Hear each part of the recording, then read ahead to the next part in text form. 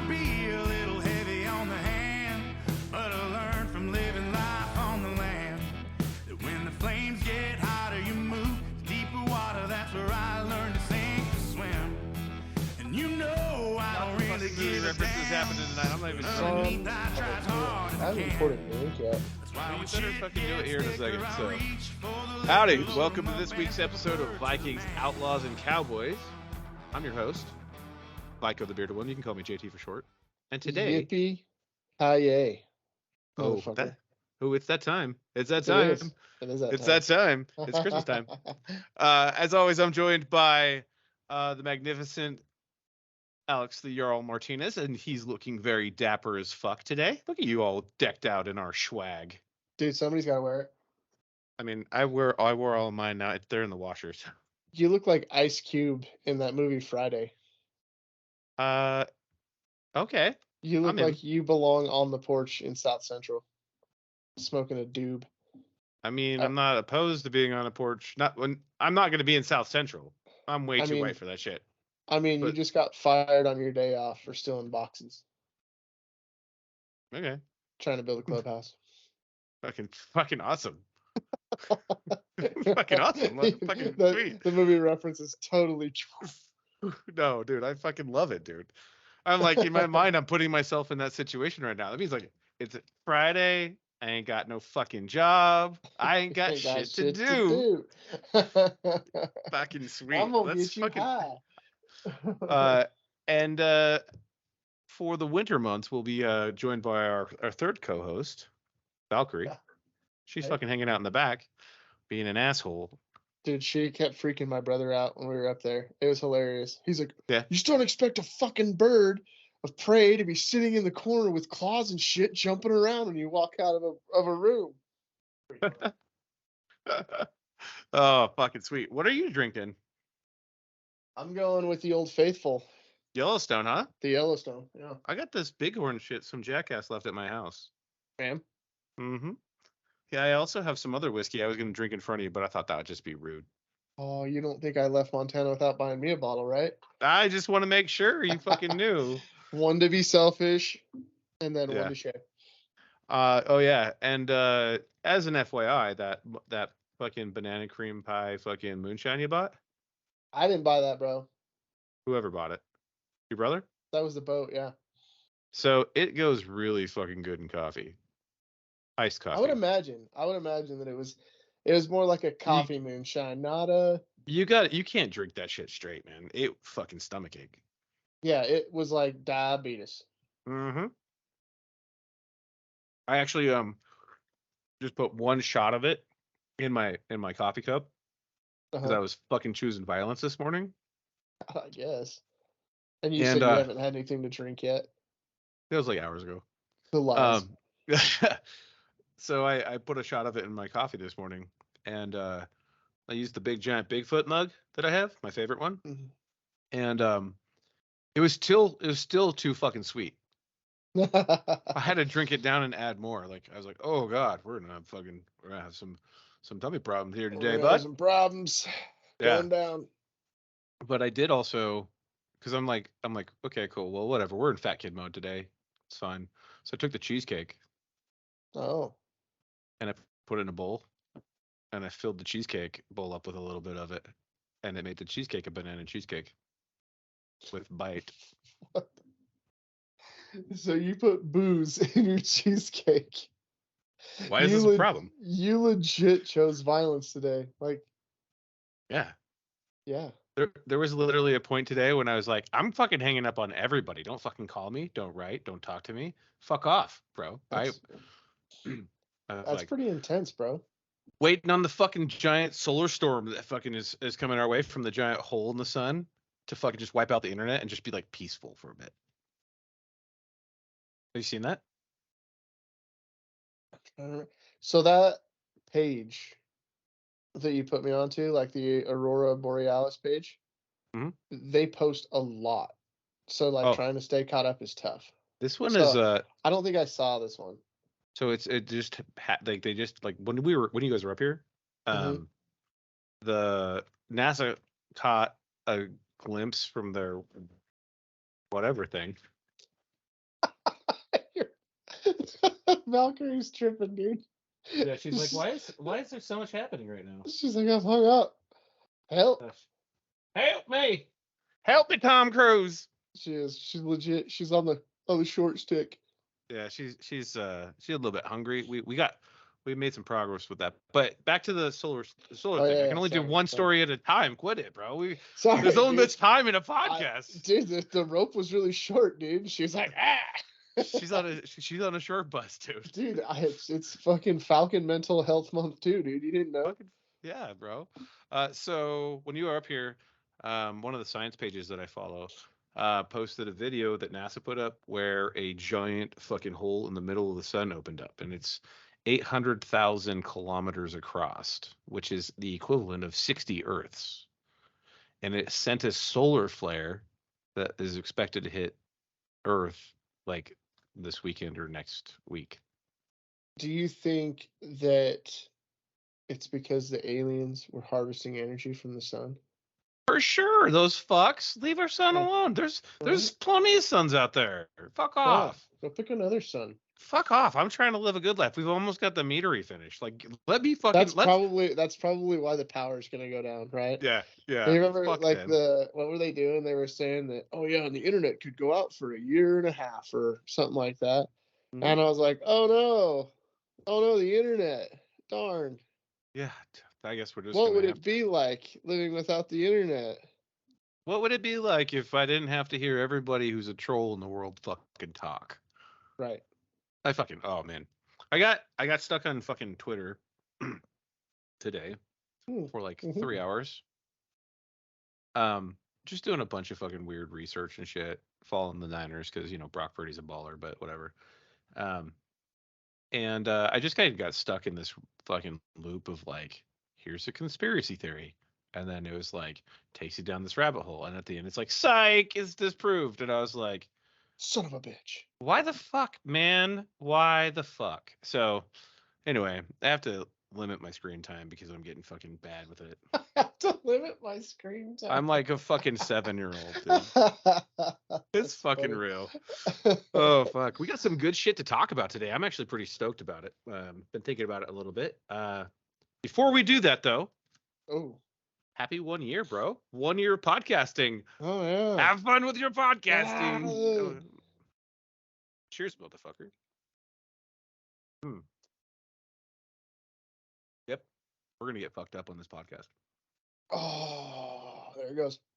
Yeah, you I saw that your soul healed a little bit. You must have been like a little bit too giving or something. I don't know. It's been a weird day. Yeah, it's definitely been a fucking stupid day. Had 11 hours of meetings straight. Ugh, that's caca. That's why I chose. I only had like 4 today. Oh man, that's fucking nice. I think everybody's like out, right? Nobody wants to do this shit right now. Nobody wants to work. I don't. I'm cool with that too. Yeah, I'm fine. Whatever. Just make sure my paycheck cashes. I can give a fuck past that. Amen, sister. Yes, sir. All right. So we have some recap to do. So we had the crew up minus Doc to the building. Where was Doc?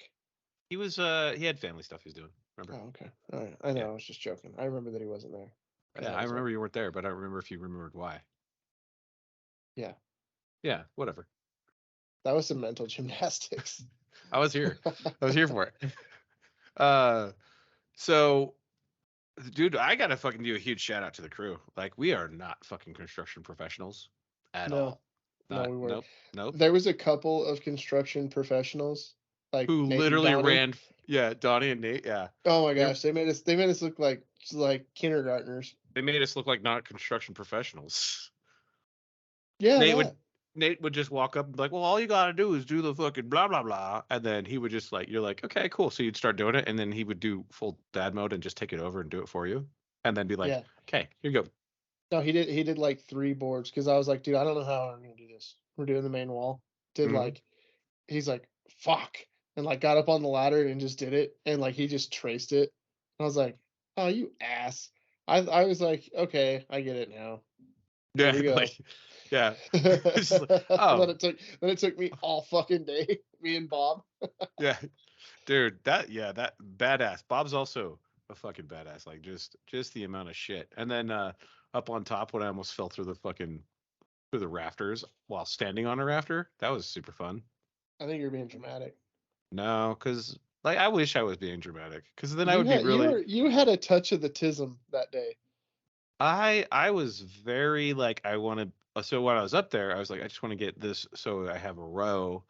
And then I was like, well, I'll just go fucking row, whatever. And then I stepped over on the other side, and I was like, oh, these are 2x4s. These aren't 2x6s. This is not strong. Oh no, This you is had a touch of the tism. for sure. Nate saved the day. Yeah. Well, that's what he does for a living. Not save the day, but he does that work for a living. Killed it. Yeah. Killed I'd it, say man. that Fucking. it's probably why he's pretty good at that shit. Yeah. You know who also low key just fucking killed it, which I was expecting. I was not expecting, is the boat and Tro working fucking hand in hand and fucking making that goddamn railing out front look so baller. Yeah. No, Like, I mean nobody plays with wood like the boat and Tro. yeah, for sure. Yeah. I mean, yeah, Tro's up there in freaking Mountain Paradise by himself all the time. And he's turning into Treebeard. It's fine. Whatever. He's becoming an Ent. You don't know what that is, but it's from Lord of the Rings. It's fine. Fucking nerd. Somebody will get it. Says the Yeah. guy who watched Lord of the Rings. I love the Lord of the Rings, bro. And I'm the Fucking asshole. You are the asshole. But no, dude, like it was great because like it was, I think the coolest thing that I saw was from a leadership perspective is the fact that when we first got together, we were digging holes for the fucking posts, right? It was a lot of chiefs. Everybody was a chief. Everybody was like, do this, right? Everybody had a different idea. And this time it was literally like, okay, cool. Who's in charge? It's And because there was like so many different jobs to go around. Mhm. It wasn't like so much focus on one thing, right? Right. So everybody got to split up and do what they were good at, or just what they decided that they were going to be good at that day Mhm. for a couple days. Yeah. And mad shout out to Tito as well. Dude came up here in his fucking Eskimo jacket and Dude, wore his I don't fucking- think he took his jacket off once, dude. not one time. I was He like, was- dude, it's like 50 degrees outside. I'm like Oh, no, he outside did. sweating. He did take it off once in the building. He's like, "Oh man, it's getting hot. It's getting hot." Yeah. Dude, yeah. Huge shout out to him. And then Tro and I finished up all the trim in the back. And then all the parts came in today except for the vent hood. So that's supposed to be here Friday, tomorrow. Getting in theory. close. It's getting Yeah. close. I'm excited. Yeah. Fucking excited, dude. People will be able to go buy swag in person. Ooh, more importantly, Like- they'll be able to buy a fucking hooch too. Oh, well, yeah. I mean, not like right away. Well, yeah. There's that. Within the next, when it's done brewing and stuff. Yeah. But I just mean like when the doors are open, they'll be able to go and buy like everything all at once, right? Mm-hmm. Yeah. We're gonna have a swag wall. A swall. One thing too, also, I was thinking that is an absolute must is we have to have a POW MMA table. Have to. Just chilling. Just in the corner. Yeah, in the corner, yeah. Facing the wall. Alone. Like they are. You know, that whole thing. Right. Yeah, it's a real thing. Not to bring a mood down or anything, but Yeah, I dude, was gonna say, talk about a fucking buzzkill, bud. and then you guys were introduced to a fucking awesome game that was played in Afghanistan. We don't need to go into the game, but it was fucking funny as shit. Did you find it? Yeah, fucking laziest hiding place ever. You Whatever. fucking It took you lazy as like a day. Took you like a dude, day. I don't ever wear that jacket until know, unless that's why I I'm did going it. out doing falconry, and I don't know if you moved it or somebody else moved it, but it was hanging up on the fucking post on the No, on somebody the else coat rack. moved it. It was Yes. So I walked in and I was like, why is my fucking falconry jacket like on a chair? I haven't worn it in fucking like 2 weeks. No, longer than that. It's been too fucking hot. And I was like, turn the chair. I'm like, oh, what the fuck is that lazy motherfucker? I wasn't gonna go into your room. Well, yeah. Well, that was something that I knew because like master bedrooms are off limits unless the wife is giving a tour, because then it's all clean. For whatever reason, they've cleaned up their makeup station and they've got like all the things taken care of and put away. And like, yeah, I think you have to go in and clean up your makeup station, you wuss. no, I wish I had a makeup You got to station. touch up your foundation. By the way, watch this. Let's see. Oh, I got to do it over here. No, up here. Right? Do it. Do it. Boom. Fireworks. And then check this out. Wait, hold on. It's raining on me, bro. So, what did you do? Go in and look at the freaking. What did No, my fingers I do? didn't.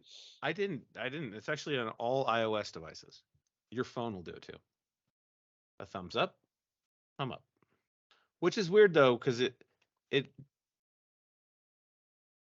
I not have a fucking tall enough thumb? What is going on here? Whatever. The thumbs up and the thumbs down and shit, that all happens on all iOS devices. I don't think mine does it. Remember? If you did the latest update, it now does. I don't know. I probably didn't. Yeah, it's fucking whatever. I'm Cool. not a very updatey guy. No, you're definitely not up to date. Mm-mm.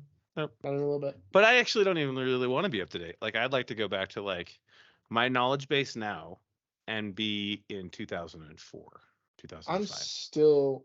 Still same paychecks though too. That'd be cool. Can you imagine you'd be fucking dangerous. Oh yeah. Yeah, big time. Dangerous. I'm about to get even more dangerous, actually. Danger zone. I'm gonna be able to afford more hoodies. I'm not really quite sure what's going on right now. Like I'm excited. I love those hoodies. They're dope. I am also excited about the beanies that we're gonna release after we open. We make some money, and then the new flannels that we talked about last year. One day. We'll have an entire BVMC or Bearded Viking, not BVMC, just Bearded Viking fucking line. It'd be dope. It's all Bearded Viking. It's all the Bearded Viking line. It's fucking for real. Got a fucking cool podcast today. I'm actually really excited about it. We've talked about like a lot of things during the holidays that bring you down and all this other shit. But I think today's is going to be pretty good, man. Like pretty wholesome, but also like I think there's going to be a lot of fun behind it. Like not like family entertainment wholesome. No, what the fuck? Like, what family listens to us? Like, I want to know. if you guys are sitting around, like, and you're fucking turning on the YouTube and you're listening to us, like, you need to let me know. Because around like an old timey radio, take a picture and send it to us. Fuck yeah, dude. Fuck yeah. Just like tune in the radio, sit in your chair right across from your wife, and your kids are sitting there on the floor. Reading the paper. Yeah. Yeah. Before we get started, what's your go-to Christmas movie? Fuck you, dude. What? Were you gonna ask me No, that? that was legit. Yeah, that was 100%. We're all cycled up. We're back. We're back, folks. We're back. We're back. We're back. You're like, what? From outer space. I'm gonna go with it's either gotta be Christmas Vacation or what is it, Christmas Story? Okay. Solid movies. I like Christmas Vacation more though. You can't go wrong. Nah, Christmas Vacation. Fucking Griswold. What about you? Mine is Scrooged with Bill Murray. My family has a tradition of watching Scrooged on Christmas Eve. Oh yeah, you told me that. All the way back to like 1990. I think it came out in 88 or 89. So like most families, they watch like, you know, it's The Miracle of Life or whatever the fuck it is with Jimmy Stewart. A Wonderful Life? A Wonderful Life. Yeah, whatever. Same. Miracle of Life. That's the shit they watch in Health. They have like A Miracle on 30. Right? Condom or no condom. Here's what the clap looks like. Oh yeah. So I think everybody should watch that like the night before, like on Christmas Eve. Yeah. I mean, you'll end up with September and October babies. I mean, that's true. I'm an October baby. Oh yeah. I got a September baby. Oh yeah, I know what you were doing on Christmas Eve. That was in the Novembers. No. Right? Yeah. No, September. Oh yeah. Yeah, it was. It's like Yeah. Christmas Day. Yeah. Just nailed it. You just made sure Santa came first. Dude, ho ho ho. Oh fuck. PG-13. Oh shit. Shit's getting real. That's the best Bond line ever. It's a Pierce Brosnan line, and I can't remember which fucking one it was. It might be like Tomorrow Never Dies or something, whatever. And at the very close of the film, it's with Oh yeah, with Miss Christmas. yeah, Miss Christmas. Oh, I didn't know Christmas came twice.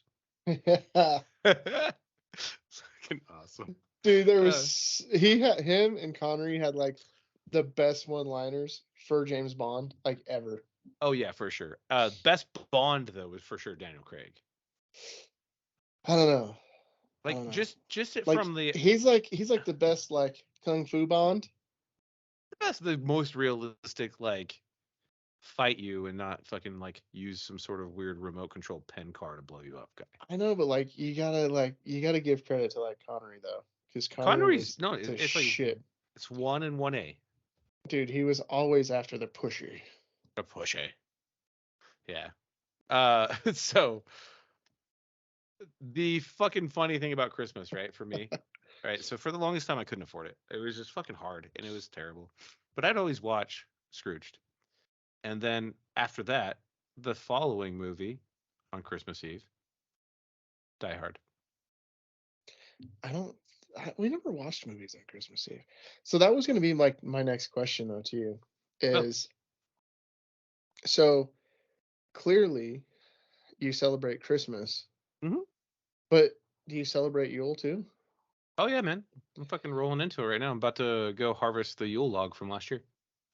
So you're going to have to fucking tell me what the Yule log is. Okay, so let's But I can't do it concise. No, I'm just saying, like, for those that don't know. Okay, let's expand. roll. Okay, so Yule is to celebrate. It's not the equinox. It's the winter solstice. The longest. It's the 16th. Yeah. This year. So it actually starts on the 16th and it goes for 10 days, or it goes like right before that and it goes for 10 days. I have to look at my calendar because I have it marked because I can't fucking remember it because it changes. It's like Hanukkah.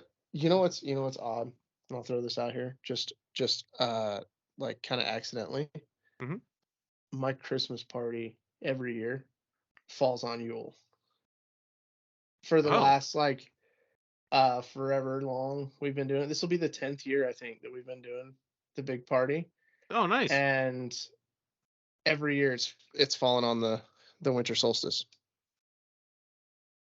Yeah, so awesome, by the way.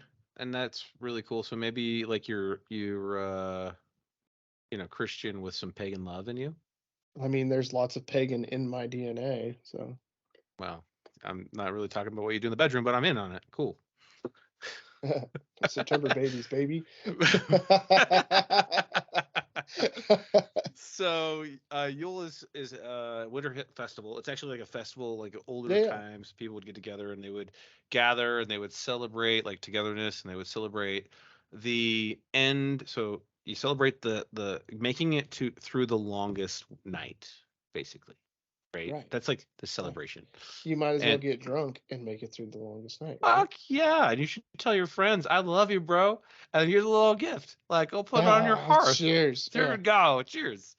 So the Yule log is a log that's chosen by your family each year, and it's supposed to represent the end of the last growth season and the beginning, like the like almost like a phoenix almost, if you want to call it that, but like the birth and rise of a new year, right, so to speak. Because then all of a sudden the days start getting longer again, which is cool because the sun's going down like fucking 4:15 right now up here. Yeah, it's going down pretty early here. Like I have not like taken care of chickens at all like this week because it's just too much shit to do, and then the sun goes down and those bitches go inside. When the sun goes down. No, anyway. So oh yeah, some Kenny Chesney, Uncle Cracker. So Yule, what I do for Yule is I harvest a Christmas tree every year, because it's still a huge part of like my belief system. It's this weird intertwined thing when we all have our own thing, right? But so I harvest a Christmas tree and then I dry it out for an entire year, and then I cut it up, and then on the solstice, I'll make homemade eggnog, uh, the real eggnog with fucking whiskey, like a fucking grown up, okay, Yeah. A fucking and adult. like a goddamn adult. Uh, I'll make that, and then we'll sit down and the missus and I will just hang out and chill by a fire and watch a movie or two, or we'll. She's recently been into like horse stuff, so she will tell me stories about horse things that I don't care about, but I have to pretend because like I'm trying to get laid too. You're trying to guide the Yule log. And I'm like, oh shoot, like, oh cool, we were talking about fencing. Oh, I'll be right back. I gotta go stoke the log. Uh, So where do you keep said Christmas tree to dry out? Because I've never seen a Christmas tree drying out. it's actually right below Monty's tree, the one tree on right out the front door or the downstairs. It's right below it. If you're on my deck and you're looking out towards the Yellowstone and northeastern, there's Okay. one tree, right? That's Monty's tree. That's actually where Monty's dirt is, Uh-huh. and his headstone's being moved to. Uh-huh. Um, and then right below that, I just put the tree there because it's out of the way. It doesn't blow over. It doesn't do anything. And then it's not really going to catch fire right there or anything. So there's Oh, one okay. tree. There's one tree there. Okay. It's not like a big fucking tree. It's only like a little tree, right? Like whatever. Chainsaw, cut it up. 16-inch pieces on center. Call good. On center. You're so lame. Oh fuck. No, so and everybody has a different way that they celebrate Yule, but there's a lot of things that are tied, right? So, Yuletide carols being sung by a choir. So that's all. That's a song. It's a Christmas song. It ties into paganism.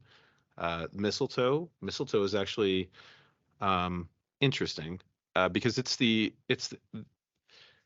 the favored son of Odin. His name is Balder or Balder, depending on where your pronunciation comes from. And he was like the perfect kid, and his mom went and spoke to every. She thought she got everybody. She thought she covered everybody. She talked to every animal, every rock, every plant, every whatever in the universe to protect him, to make sure he would never die, right? Mm-hmm. By their hand. And Loki was jealous, and so he convinced Mistletoe, which represents love, to kill him.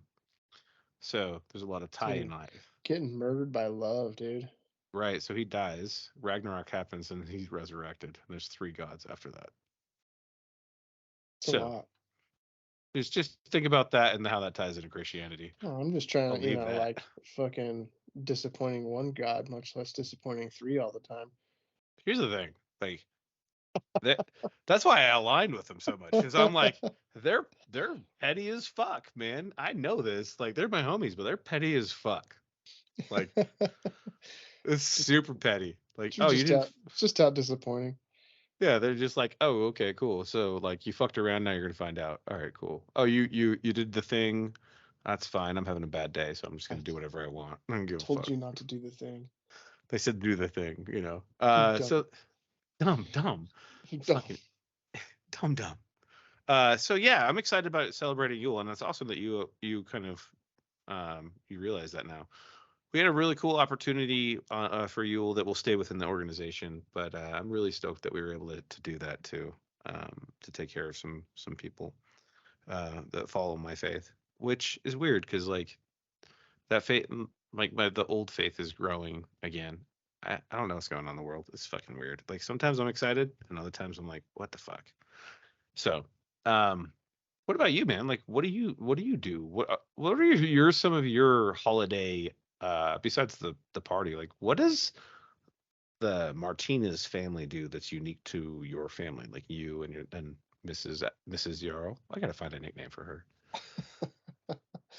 I don't know that we have anything that's like crazy outstanding. I mean, usually we, take part in quite a bit of sacrament. Mhm. Um, Do you guys do like an opening of the present on like a singular present on Christmas Eve? Yeah, I think like everybody does that though, and it's usually like just like pajamas. Nope, I don't do It's that just shit. pajamas. No? No, man, I don't. My grandma we used to go to my grandma's house and we'd open all of her presents so we could just stay at home on Christmas Day, right? Hmm. But that was just like because we didn't want to fucking go anywhere on Christmas. Hmm. It wasn't really like that. So we usually just all stay here. So like the whole family just shows up and everybody piles in that way. Everybody can kind of wake up and do the thing on Christmas. Nice. But yeah, depending on the year, things change. But we don't really do anything that's like Unique. wild or out of the blue. Yeah. Hmm. Yeah. I mean, me and the boat usually get torqued and Weird. wait until everybody falls asleep and then I'll play Santa. And yeah, it's pretty low key around here. It's Yeah. drink whiskey, play pool, maybe have a fire. Hmm. Nothing, There's something to be said, I nothing think, wild. about a fire on Christmas. I mean, that is like the epitome of Christmas. You know, it's interesting. Since I moved to Montana, I've never not had a white Christmas. Yeah.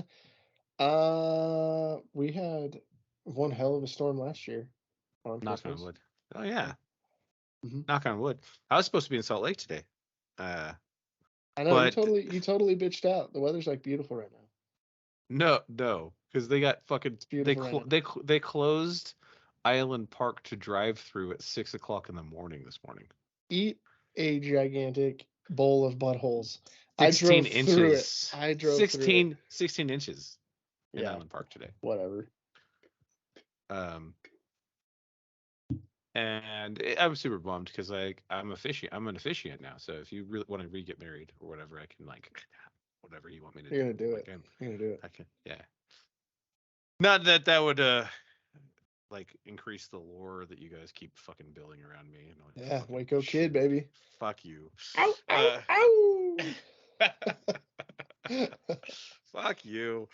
Yeah. So the other thing that I do now for Christmas is I actually really like doing the stockings more than I do like presents. I like to fill the stockings with cool shit. Like Okay. just small, like like a new personal. car. You put like a new car in the stocking. No, I'm fucking broke as shit. We're trying to open a business. I have no money Right. at all whatsoever. Like, what are you talking about? No. I will put keys to the G6 for myself in my own stocking Right, when we get there one day. Yeah. And then I'll travel on not Christmas to spread all the holiday love and cheer. We'll just like fly a helo over and just start dropping stuff out of it. Hell yeah, man. One of the things hit chimneys. You know what I would love to do is I'd love to do a Bearded Viking version of Toys for Tots. I actually got a chance when I was a recruiter to do Toys for Tots. So we had a Toys for Tots collection, and we had like this dude showed up, and he was over at Toys R Us by the old recruiting station that you were recruited out of. Mm-hmm. Yeah. And he bought like $6,000 worth of toys. Nice. And we told like the reserve unit that we had $6,000 worth of toys, and they're like, "Oh, we're already done. Like we already collected everything." And we were like, "Well, what the fuck are we supposed to do with these toys?"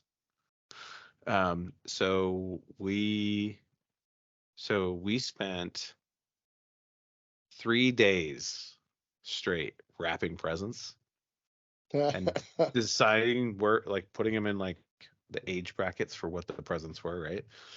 And we found 5 families that needed a sub for Santa kind of situation. And we showed up in our dress blues with a Santa Claus pack on, like the Santa Claus like fucking bag. Yeah, like the sack. Like the commercial. And knocked on the yeah. door and did Merry The white Christmas gloves. things. It's like snowing. Yeah, the whole thing. Yeah. Shoes are getting all fucked up. Dude, it was so fucking cold, bro. It was like, because like Salt Lake in Utah, like it, like up here I don't get slush because nobody fucking drives up and down the road 1,000 times and if it turns into slush, it turns into ice immediately. It's not like a fucking low key fucking warm goo, right? Right. But like we were walking through fucking slush puddles and I got done and I had to throw my core frames away. I was like, this is fucked, dude. luckily I had the clothing allowance next month, so Yeah, it's those fucking fine. leather bottoms are expensive, dude. Oh yeah. So, but yeah, we just fucking smashed through it all, and it was really awesome. Um, so like so other than that, like my goal with all of this is I'd love to be in a situation where the Bearded Viking can kind of do something like that with a collaboration of Vikings, Outlaws, and Cowboys, and all the people that we work with and support us to just be like, all right, cool. We need four families in need, and maybe they don't need toys. Maybe they need something else, right? Maybe they need a new toilet or they need something else, and we just can give back for Christmas. We did that as a car club one year. Yeah. A couple years ago, gave a bunch of money away. Um, to the family so they could go buy like what they needed, what the kids needed and stuff. It's pretty cool. Yeah, Um, toys are cool, but like most of the time, families need shoes and socks for kids and coats. yeah, and like the problem with giving money though sometimes is like it doesn't always go to where it should go. Oh well, yeah. I mean, Dad's got a drinking problem. He's fucking down there Yeah, doing his mom's trying to fucking go thing. get some smack. Um, Schmackola. I remember doing Toys for Tots when I was in Japan. Toys for tots. Tots. We did Toys for Tots, and we did it out of where I was specifically was on the Air Force Base at the PX or the BX Cadena. at Cadena, yeah. And there were so many people that were in and out of that fucking place. So like we're constantly dumping the freaking toy bin, which everybody's super giving and everything, but yeah, I remember having to dump it several times while we were there. But it's pretty cool. And that's a fucking huge place. Yeah, That it that is. B, It really that is. BX. Yeah, it's yeah, like ridiculously big, like bigger than most malls are.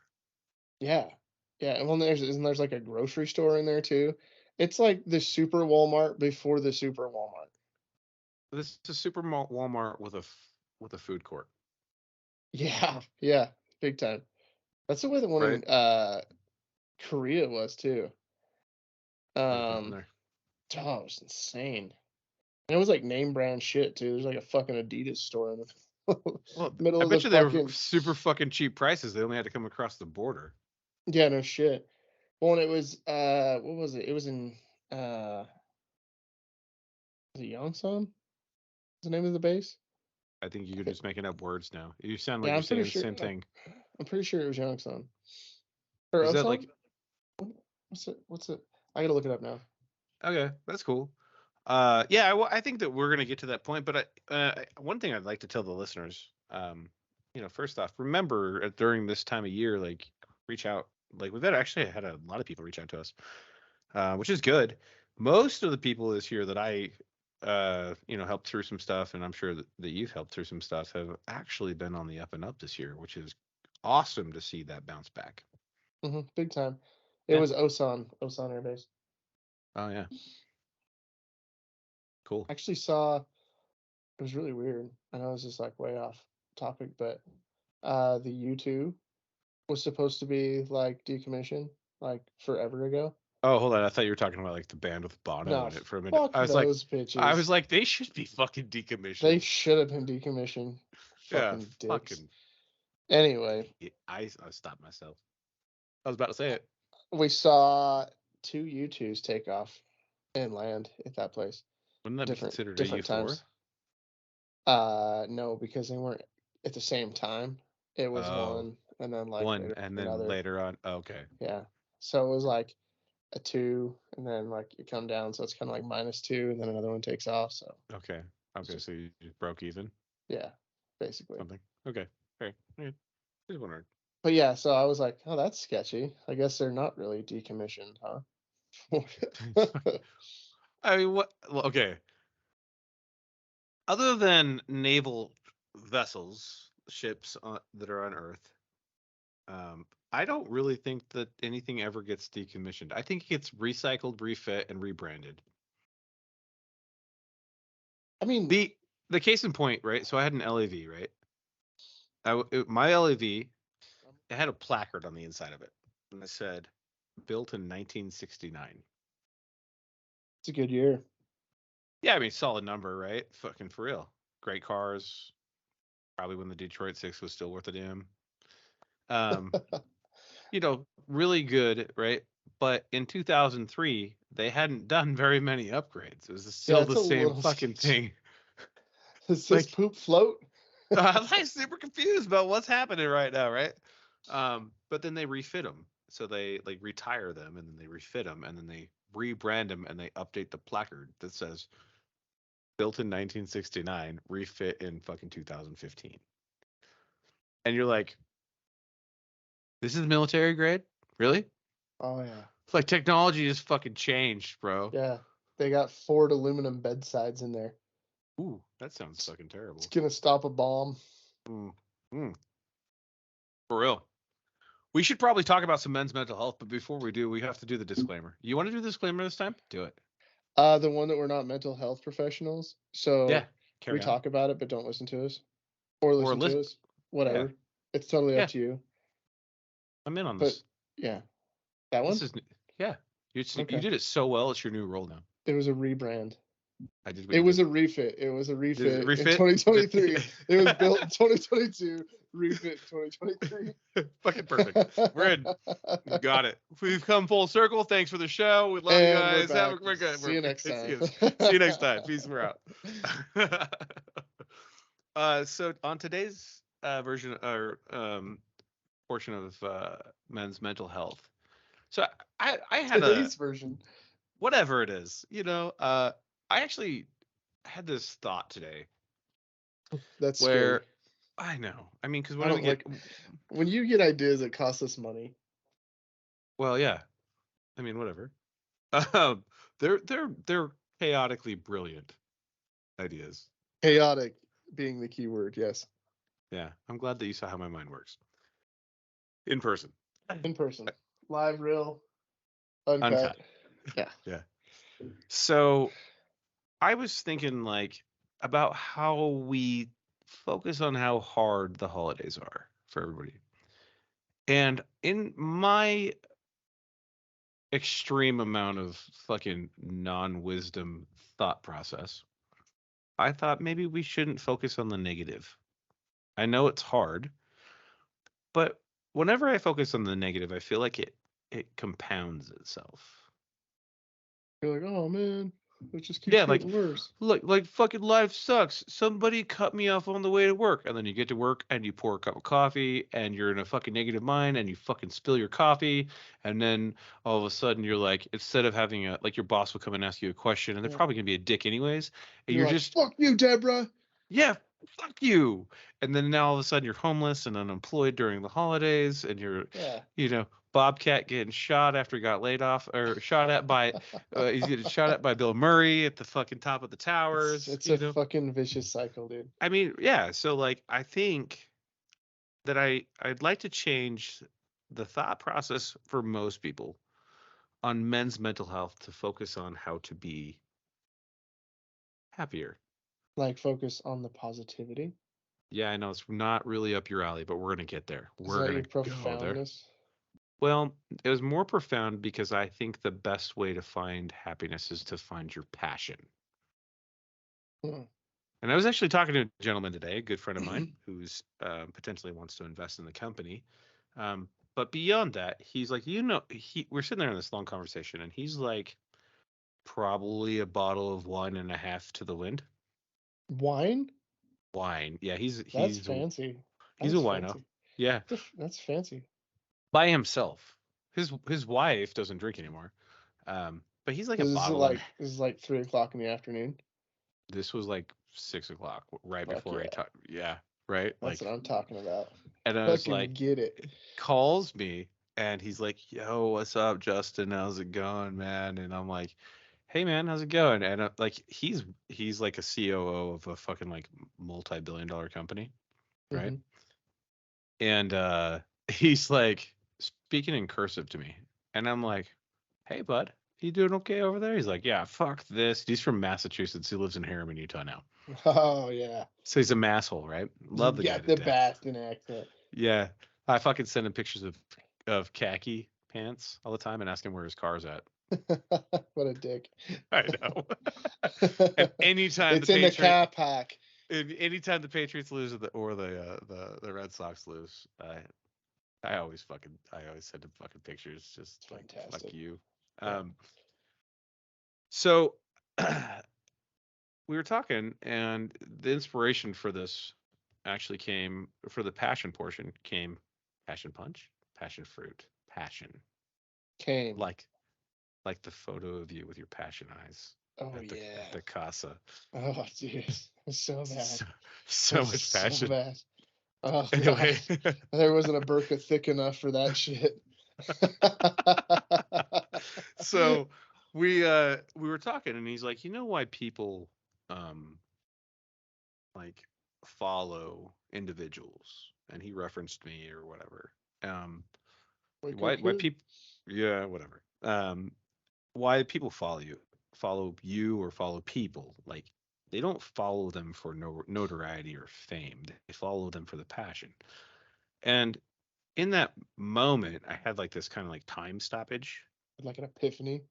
Well, it was weird because like everything was just like slow motion for a minute while my brain, like the hamster, fucking like caught up to the wheel for a minute. Right. And I realized that's 100% accurate. People follow singers that sing and whatnot, for the most part, because when they sing, they put their heart into that art. I'm not trying to be a fucking poet. I gotta stop this shit. I'm rhyming. I'm fucking rhyming left and right now. It's because you're wearing the flannel, dude. You're wearing the South Central flannel, dude. Fucking, I'm in. Ring ding dong, motherfucker. Fucking for real. Or like people follow football players specifically, not just the teams, but they follow the players, like a Jerry Rice, or if you're a fucking trader, you follow Tom Brady, or whatever it is, because they're passionate about their craft.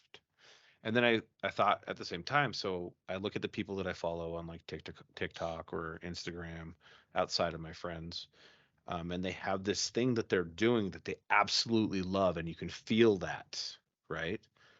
And so they have this belief, they this passion, this growth, this fire that is literally so bright that when you're close to it, you feel it and you want to be around it. It's like that Sergeant Major. He does the fucking speech when you're getting ready to fucking get out, and you're doing some sort of fucking company bullshit 20 fucking mile battalion run for no goddamn reason, and you're just pissed off. And he's like super motivating, and all of a sudden you're like, I could totally realize that wasn't that bad, right?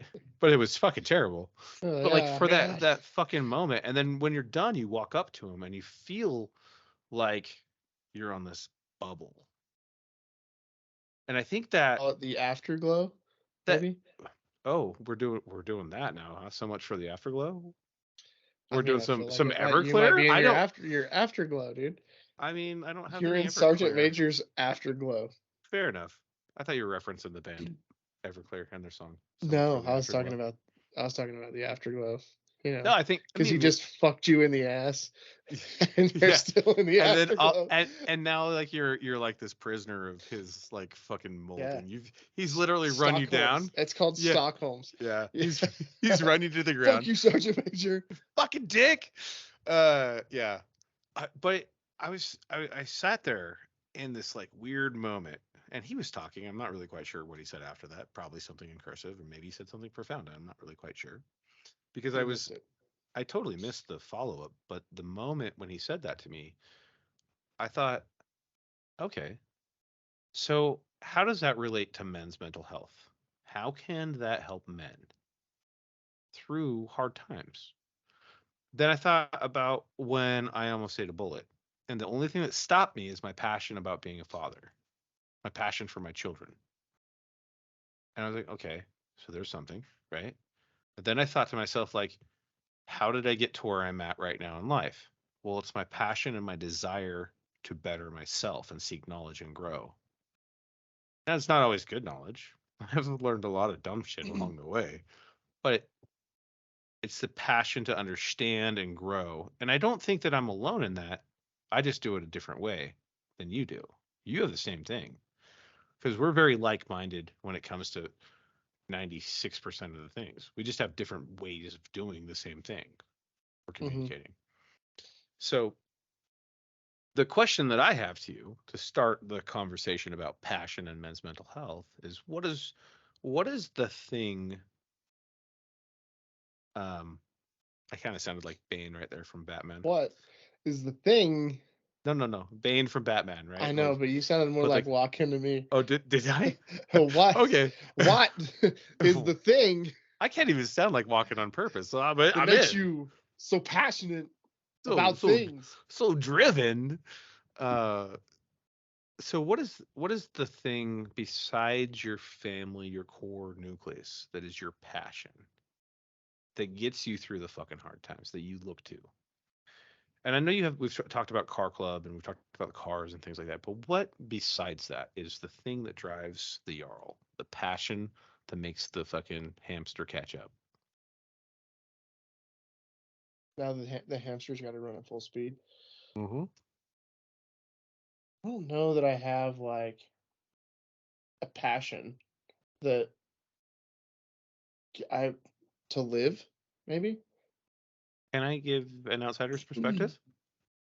Because I feel like Sure. there's a perspective and perception, two different things. Make sure we're understanding, right? So perspective is a viewpoint that you have about somebody that could be correlated with facts. Perception is how you feel about somebody, right? Right. It's like if you So, call me a dirty slut, you might have said it like lovingly, but I might be like, you hurt my feelings. or I might be passionate of the fact that you are a dirty slut. Or Right. not passionate, but like emotional, right? Emotionally. Right. You fucking dirty slut. You fucking slut. I Yeah. fucking hate you. I fucking hate you. No, so my perspective of you is that you actually have a passion for excellence in your life. Now, excellence in your life is very, very broad and very, very vague, but I'll distill it down to the fucking basics here. Okay. Okay. You grew up in a family and a cool, like your family. I love them to death. They're my family. All of them are my family, right? And you grew up and we didn't know each other when we were growing up, but I've heard enough stories that you grew up in a family where you were a latchkey kid with your brother. Your brother was like your mentor. He was into gangs for a while, and he told you not to do shit. And like, you realized as a young kid that you needed to be better than what your surroundings were to make sure that your kids didn't have to experience the shit your brother did, your sister did, your mom and dad had to deal with. So you have this like weird drive in you and this passion to move forward, to be better, and you're passionate about that about yourself and internally, where you are like, no man, fuck that. I have to be better than anybody else that I meet in the way that I conduct myself, the way that I make money, the way that I hold people accountable. And that is a passion. So it's more like a drive for more. Yeah, it's a passion about driving for more. Yeah. Yeah, and I don't want to say that it's like I think you're probably right in most aspects of that. I don't want to say that it's like possessions type thing, because I guess it could look a whole lot like a possessions thing, just because now it's like, okay, well, let's get some nice shit and let's have fun with it while we can, because Yep. it might be gone tomorrow, it might not, but let's have fun with it while we can, Yeah. because might as well. Mhm. It's I think it's more like I have the thought process of like, can't take it with you when you go, and let's spend it and let's have some fucking fun while we're here, Yeah. and let's take everybody else with us Yeah. to have some fun. I think maybe even have a passion for community. Like you got a tribe, and you absolutely are fucking passionate about your tribe. Yeah, I don't like people fucking with my people. Nah, I don't, and I think that's what really kind of drives our bond as best friends. Like I think that really fucking drives that bond, because we've both had people that we thought were part of our tribe, right, in our life, and it's happened multiple times. It's like a fucking reoccurring cycle. Every fucking 15 years, we just kind of we just like cut Something the fat. happens. Yeah, like somebody fucking thinks that I said a mean thing, and then go from there. And on that note, I actually heard a great quote today. And it's, people will be in your life, they'll come and go, and your true friends will never talk about your past. They'll talk about you now. Because the Yeah. people that will talk about your past will only talk about your past, and eventually you run out of things to talk about because it's the same fucking story over and over again. Hmm. And then they remove themselves from your life one way or another. Yeah, I think it's not so much like I think people come and go, but I think that there's definitely people that are there for like the long haul, and then there's just people that get outgrown, or like they outgrow you, or I'm I'm like a firm believer in, you know, like you said, like your friends and stuff like that will change over time. But I think as long as you have a group of friends, which is it's hard to do, and we've talked about this quite a bit. As long as you have a group of friends or a core that keeps pushing each other, and a core of friends that is always hungry, always trying to go further and further and harder and pushing each other, and when you can't push somebody, you fucking grab them by the collar and pull them with you. Hmm. I think that finding a core of people like that is hard. And I think that once you do find those types of people, um, it's more of like a comfortable friendship, and like it's more comfortable. It's easy. You don't have to worry about shit. And you might have to worry about getting fucking drug along for some fucking ride. But you're gonna fucking go on that ride and you're gonna complain if you're me. But by the time the ride's over, you're happy that you went. You Yeah. know what I mean? And I think that That hits home right now. sometimes sometimes we get stuck in those friendships where people are just trying to like just kind of like be like a succubus, or um don't want to see you do good, don't want to like help push you, even if you know we're not always in the same position and we can't always push each other or drag each other, right? Right. But there's those people that would rather just like drag you back down Yeah. because they don't want to see you succeed, even if you're going to pull them with you, because they don't want they're those people that are never going to say anything good about you Yeah. behind your back.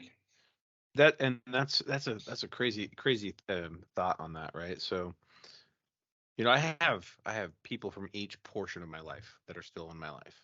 Like, Hmm. still here, they still show up. Like my buddy Larry. I fucking love Larry, man. Fucking I miss Larry. He stood up for me when I was with a friend group that we had like fucking 29 kids between in our friend group. So every fucking month we were doing birthday parties. And I was broke as fuck. That is rough. Bro, I was broke as fuck, right? And I was like, I can't give kids presents. Like I was barely able to fucking afford like a basement bedroom apartment, right? Like that was where I was at. Yeah, you show And up to the and party, you're like, I'm here to drink beer. I Like, was like, "Hey guys, you guys got some free snacks? You you guys guys go order eating? pizza? You You guys guys eat? You eating? hungry? Yeah, you know." This Um, party it have was, food? and this all happened right. It was the same basement apartment that I was living in when I almost killed myself, right? Mhm. And like Larry, like I said something apparently that made everybody mad about, because I was like, "Can we just do one fucking birthday party for everybody a month, and not to have like 15?" Because Not like, one each weekend. yeah, I'm like, I got shit to do. I love you all. You're my family, but like, I don't want to get together just to celebrate kids' birthdays. I'd like just to get together and hang out. And they were like, the kids are the future of the world. And I'm like, okay, well, I know that, but like 25 fucking birthday parties from the beginning of fucking February to August is like every weekend. Yeah, And like it gets a little rough. I'm trying to get laid because I'm single, and not to be a dick, but y'all would do the same fucking thing. And I can't afford to even do that. Like, don't get me wrong. Like, I love me a weekend pizza party. Don't get me wrong, right? Right. So I said it, and they got mad. And there became this like fucking inner turmoil because, I'm me. So you either like me or you don't. It's not like a fucking in between. People don't tolerate me. They fucking like me or they don't. Right? And I don't care. But like Larry fucking stood up when they were having some conversation behind my back, and he's like, "Fuck you guys." JT's never lied. He's never done this shit. And he told you how he feels, and you guys are fucking literally lambasting him. Lambasting? Whatever it is. Bla- Yeah. Lambasting him for being the brokest guy that we know who's trying to do better. And he like cut ties with all of them because I don't fucking need people or he said I don't need people like that in my life. And that motherfucker, if I called him tomorrow and said, "Hey, we got to go do some dumb shit," he'd find a way to get on a fucking plane from Georgia. He'd show up in Montana, spray paint his fucking black ass white, and he'd fucking blend in so we could bury a dude. Dude, I enjoyed I only had, maybe a handful of interactions with Larry and his wife, and they were super nice people.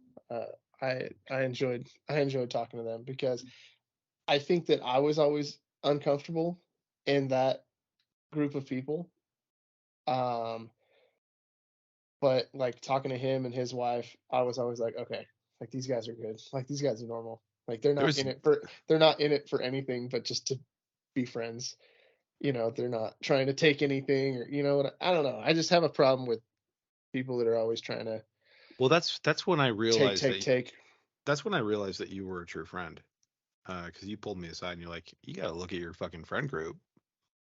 Like, there's only one person in that entire friend group that isn't trying to fucking take from you. Because I was making the most money in the group, and people would fucking ask me to buy stuff for them, and I was like, I can afford it. Why not? I was living in a fucking townhome. My monthly rent payment was $600, and I was making like great money. You know, Right. and it's like I'm just fucking doing whatever I want. I bought all my fucking toys during that time frame, and whatever. And Larry was like, like we'd show up and we'd go golfing, and he'd be like, "I got this today. Don't worry about it."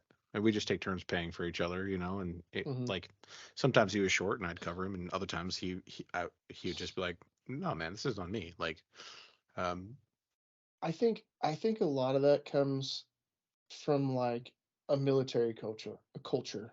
Um, a warrior culture. well, warrior culture, because I can't think of a person that I was in the Marine Corps with, um, good, bad, or indifferent, that you had a fight with, um, or whether you guys were best buddies, that you would go and just talk bad about. Yeah, You know what I mean? And I would I would dare say like most of them wouldn't do that, wouldn't, talk bad about me either. Mhm. Now, when you go to like friends off the street, or, friends But- that you have in high school, I mean, you'll be lucky if fucking 85% of the people you knew in high school aren't talking shit behind your backs. Like, yeah, no. even to this day, like, oh yeah, you remember so and so? Oh yeah, fuck that guy. Like, just shit like that.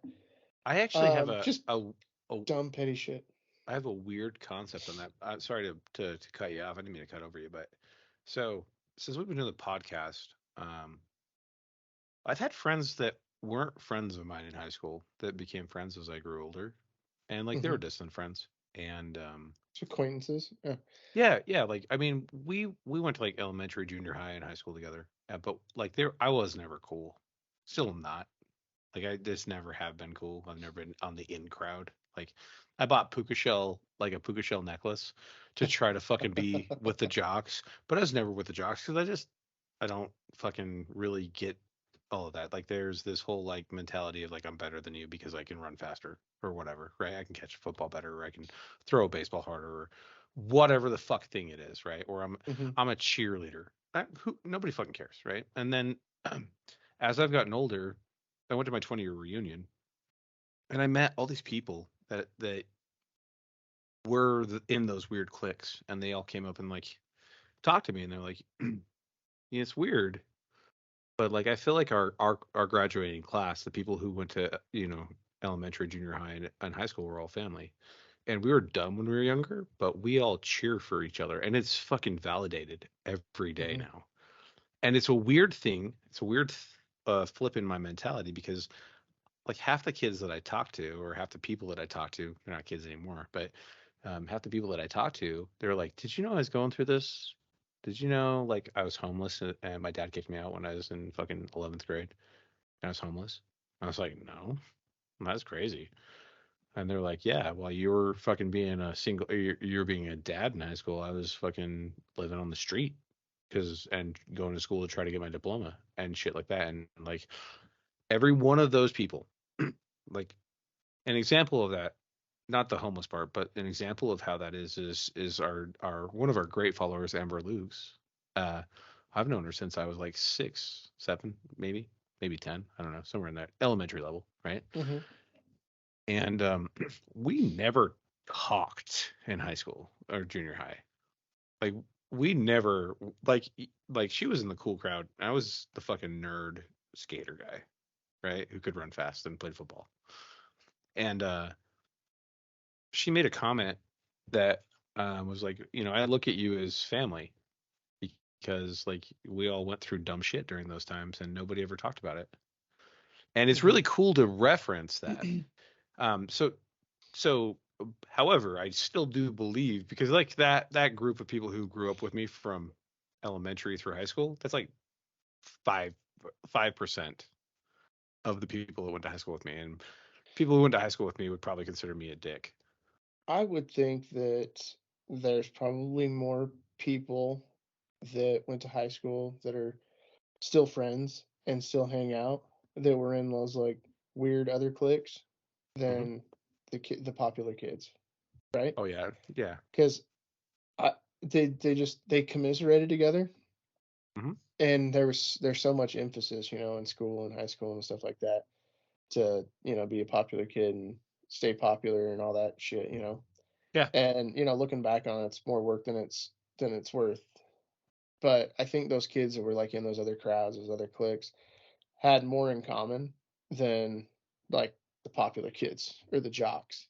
Oh yeah, Like yeah, most of the time, the jocks, the things that they had in common was like we played this sport, like we played baseball, and then after that, like we're gonna go to the party on Friday or Saturday, and outside of yeah, that, it wasn't always a ton in common, other than we've played this sport forever. This is like our common bond. yeah, yeah, for Um, sure. but and like there's a handful of people that I still keep up with from high school that are good people, good dudes. Yeah, Um, and I've talked about them before on the podcast, but it was the people that I would have least expected to be there for me, kind of like you're saying, yeah. that were Dan, there for me when I came back. Yeah, Dan, Troy, Hammer. yeah, Hammer, Yeah, Troy, like all those guys. yeah. There, no reason, right? We had known each other since same thing since we were like 5, 6 years old. But yeah, those were the only people that had like any kind of interaction or anything when it was time to come home. Hmm. And it was um two dudes that I didn't hang out with every day when we were in high school. Like, you know, it, it just worked out, No, and I'm super super grateful for that. But yeah, I think it's you go from that, and then you go to that other stage. Like if you're a veteran, you were in the military, and you had that group of dudes. Like you could show up as the new dude, and you're best friends with somebody like 20 minutes later. You don't yeah. know a fucking person, You're and you're you a lance guys. you're a lance corporal. They're a lance corporal. You're both getting shook down by a corporal on the top of the barracks. Yeah, this fucking sucks donkey balls, right? Yeah. Fuck So, this. yeah, so you're best friends. You got each other's back. You know what I Yeah. mean? Like, and Eh, it's just like that. And then you get back out and you're like, fuck, I'm alone. I'm all by myself again. Yeah, for sure. And like the thing is when we talk about the mental health piece of this, like everybody experiences that aloneness, right? I think the big thing I would recommend for people from my personal experiences is when you put yourself on an island, you're alone. And you can't be alone. We're a tribal people. We like humans have to be in a tribe. You got to find your tribe. We've talked about that before.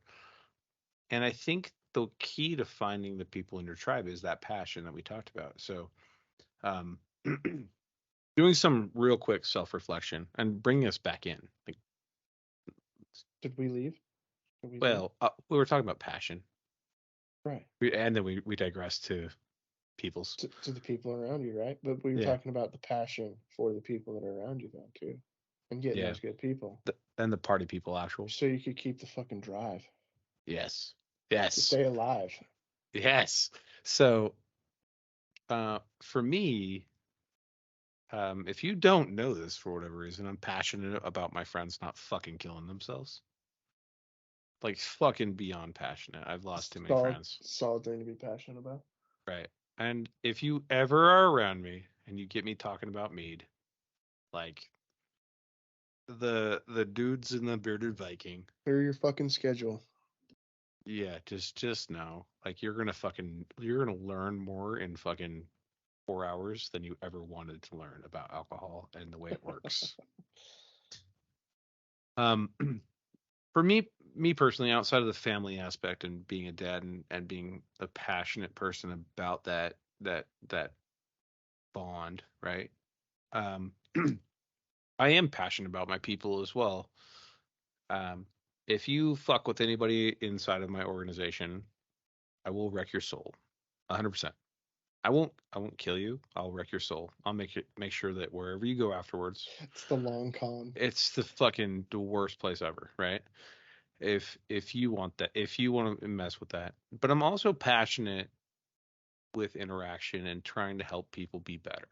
Had a very weird conversation last night with some friends of mine that are not your standard normal people, if you want to call normal people, right?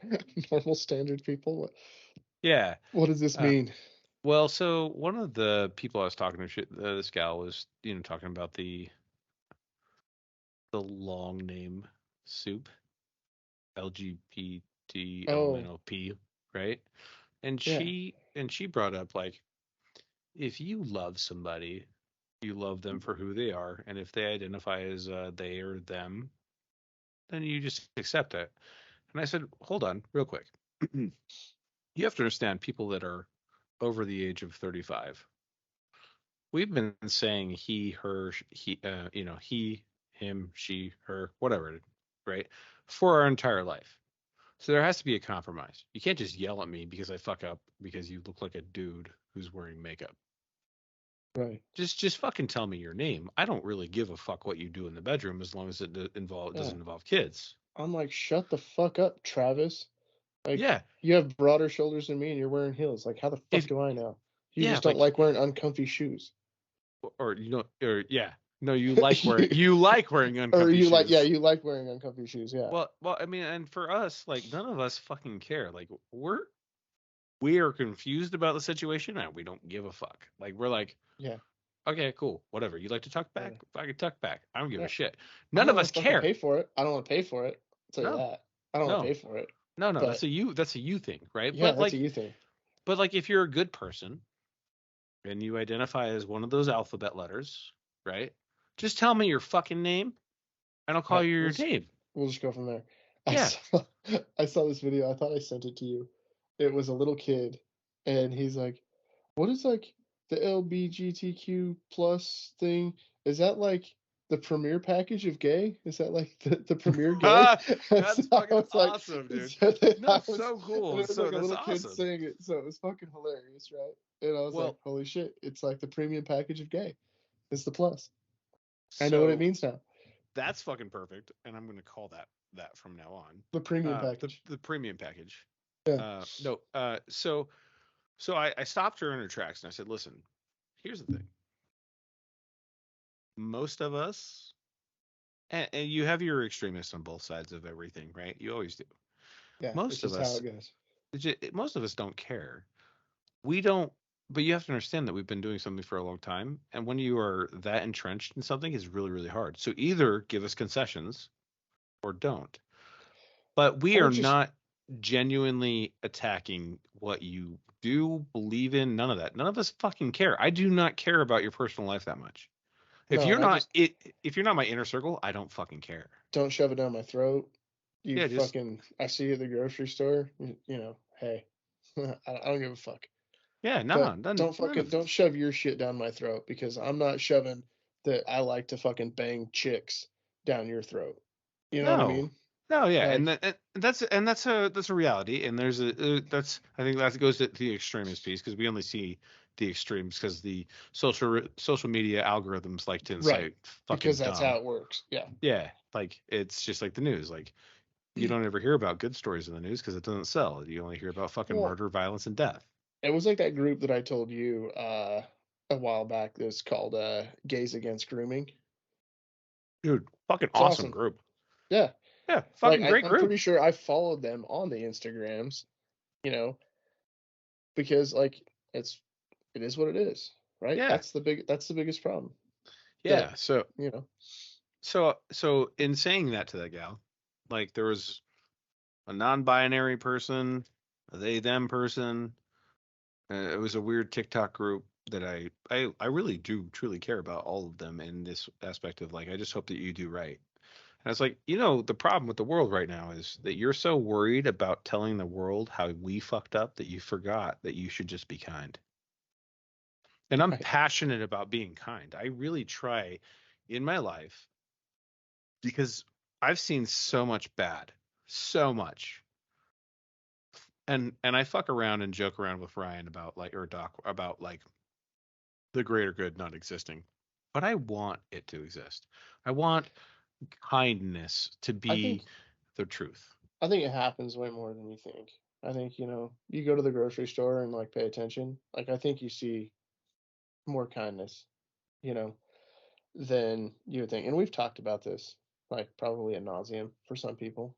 But Yeah. I think like just when you go out in general, if somebody needs help, somebody gets help.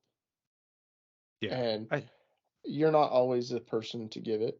You know what I mean? yeah. And like for me, like I'm a pretty nice dude, but Mhm. my face betrays me. Mm, People just think that I'm mean and scary. mm. so they just assume. I mean, I'm nice to strangers, like fuck you, but like I'm nice to strangers and stuff. Okay. Like like Okay, now we're like on the level playing. innocent bystanders. Okay, like Fair. Okay. I'm Okay. nice to Okay. like You're not a collateral damage guy. no. I'm You're like a tactical strike guy. yeah, Gotcha. exactly. I'm like Okay. fuck you, fuck the horse you rode in on. Not today. Okay, but like if I'm out, like somebody needs help, generally like I'm happy to help, or I'm nice to the check, the teller, or what, whatever. Yeah. Which is what we But preach. Yeah. right, so like I'm very much like a practice what you preach person. Um, but yeah, my face betrays me a lot. Like people just think that I'm mean and scary. Gonna blow him up in a Yeah, like I might leave a backpack yeah. like Some. next to him. But yeah, and I'm like, yeah, this is just how my facial hair grows, and it's the color that I am in the winter. Like, It's I'm so olive right now. I'm so olive. But yeah, it is what it is. But I think it kind of comes back to like a biker, right? Everybody thinks bikers are like these big scary fucking dudes, but most of the time they're fucking big old teddy bears and shit. And like Yeah. As long as you show me. I flat ass told my kids, if you fucking get lost in a crowd, you look for the biggest, angriest looking biker that you can find, and you go up and tell that person that you're lost. Because that person will get you home. They will And 100% get you home. so the passion piece that drives me on a day to day is very similar to yours. And I think that's really kind of probably what bonds us in this weird, not gay but gay way. Right? Solid foreskin to Premium foreskin, package, baby. fucking Premium for real. package. But like, I think that's what also bonds the Bearded Viking crew is that we have a passion for. I don't want to say success. What is success, right? Like for we strive for excellence, and that's what drives us. Like What's that I don't. driving forward is a fucking group. Just like I was Yeah, talking about, dude. Like yeah, fucking if you absolutely. fucking grab them by the scruff of their neck and fucking make them, So make them what? successful. So we've talked about passion and drive. They're very different, but they are intertwined, right? The passion is the thing you want, and the drive is what makes you do it. What like what does your drive consist of? Like what makes you go? When you're like waking up and you're like on 11 hours of calls a day and then you fucking pour whiskey or moonshine in your coffee, and then you pour some more moonshine on your cheesecake for lunch. Like, what makes you finish the day and get to the point where you can do a podcast and then also submit whatever fucking paperwork is required for the day? I What is think the it's thing? just, I mean, there's that point, right? And I think everybody's working for that point. And I think a lot of my drive comes, and don't get me wrong, I'm not the guy that has drive 100% of the fucking time. Sometimes I'm like the guy that's like, don't fucking bother me. Don't fucking call me. I'm not texting you back. I'm still alive because I love me too much to do anything to me.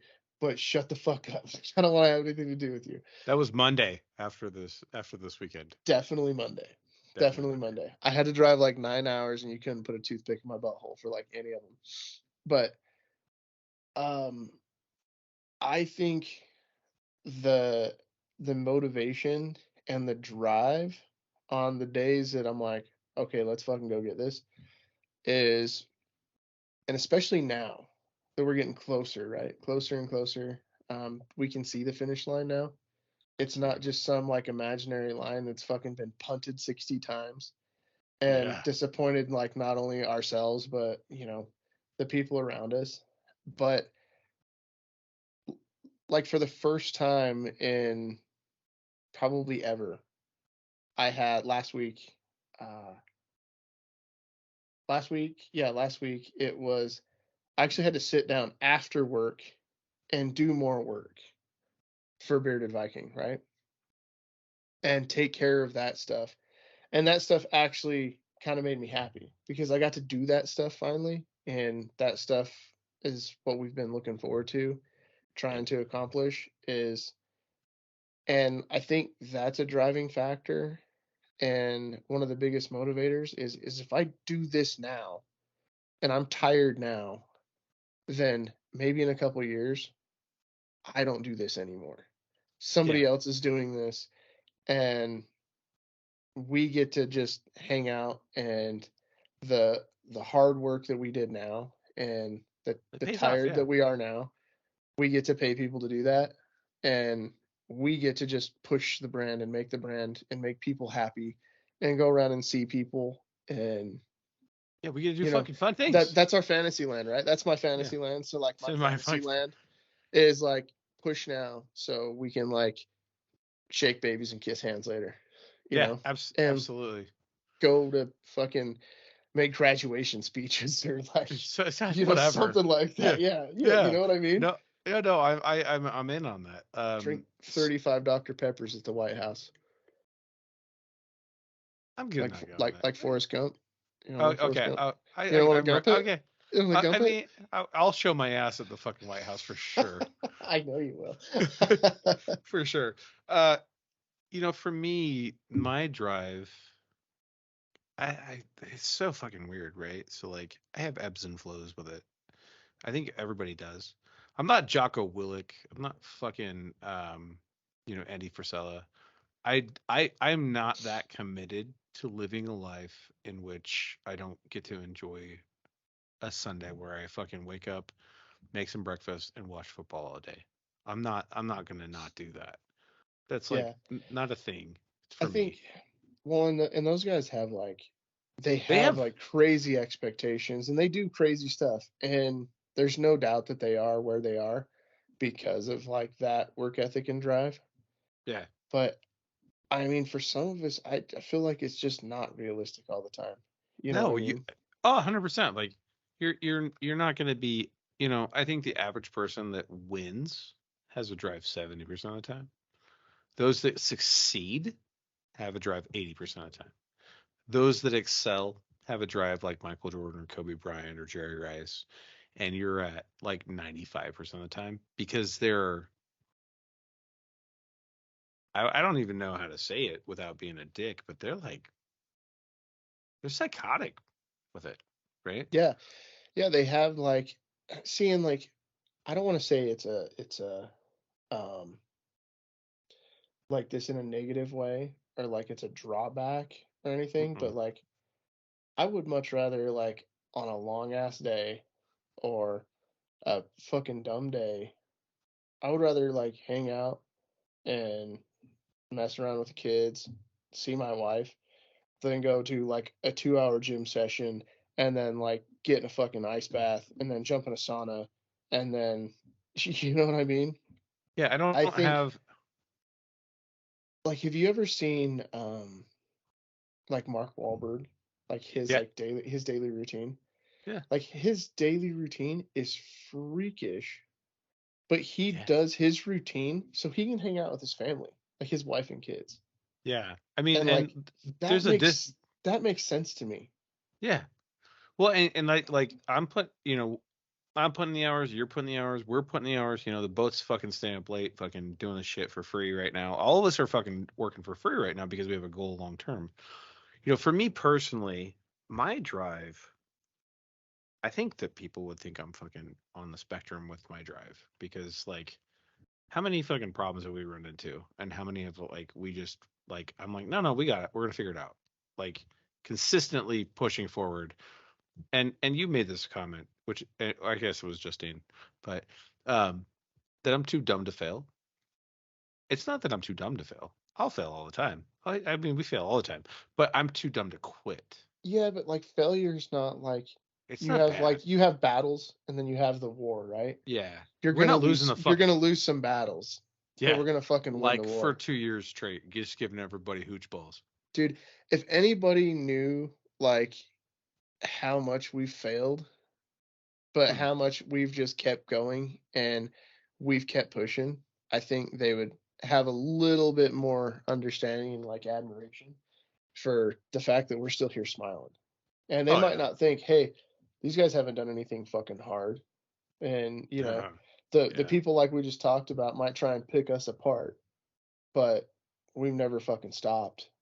Like, Yeah, we have the wrong way, the right way, and the bearded Viking way, which is the fucking hardest way possible. yeah, all the wrong ways wrapped into one, and then we'll do it Yeah. twice. Yeah. And then somebody will show us the easy way, like Nate, and fucking we got to hmm figure out what if it's twinkle toes or top toes or twinkle fucking Top whatever. top rope, top rope, Top rung. Top, top yeah, rope, top rope. Top rope. top Yeah, rope. that's That's what what it it was. was. Top rope. Top rope. We got there. Donnie top rope. Or top rope Donnie. That's better. Top rope, Donnie. Yeah. Top rope Donnie.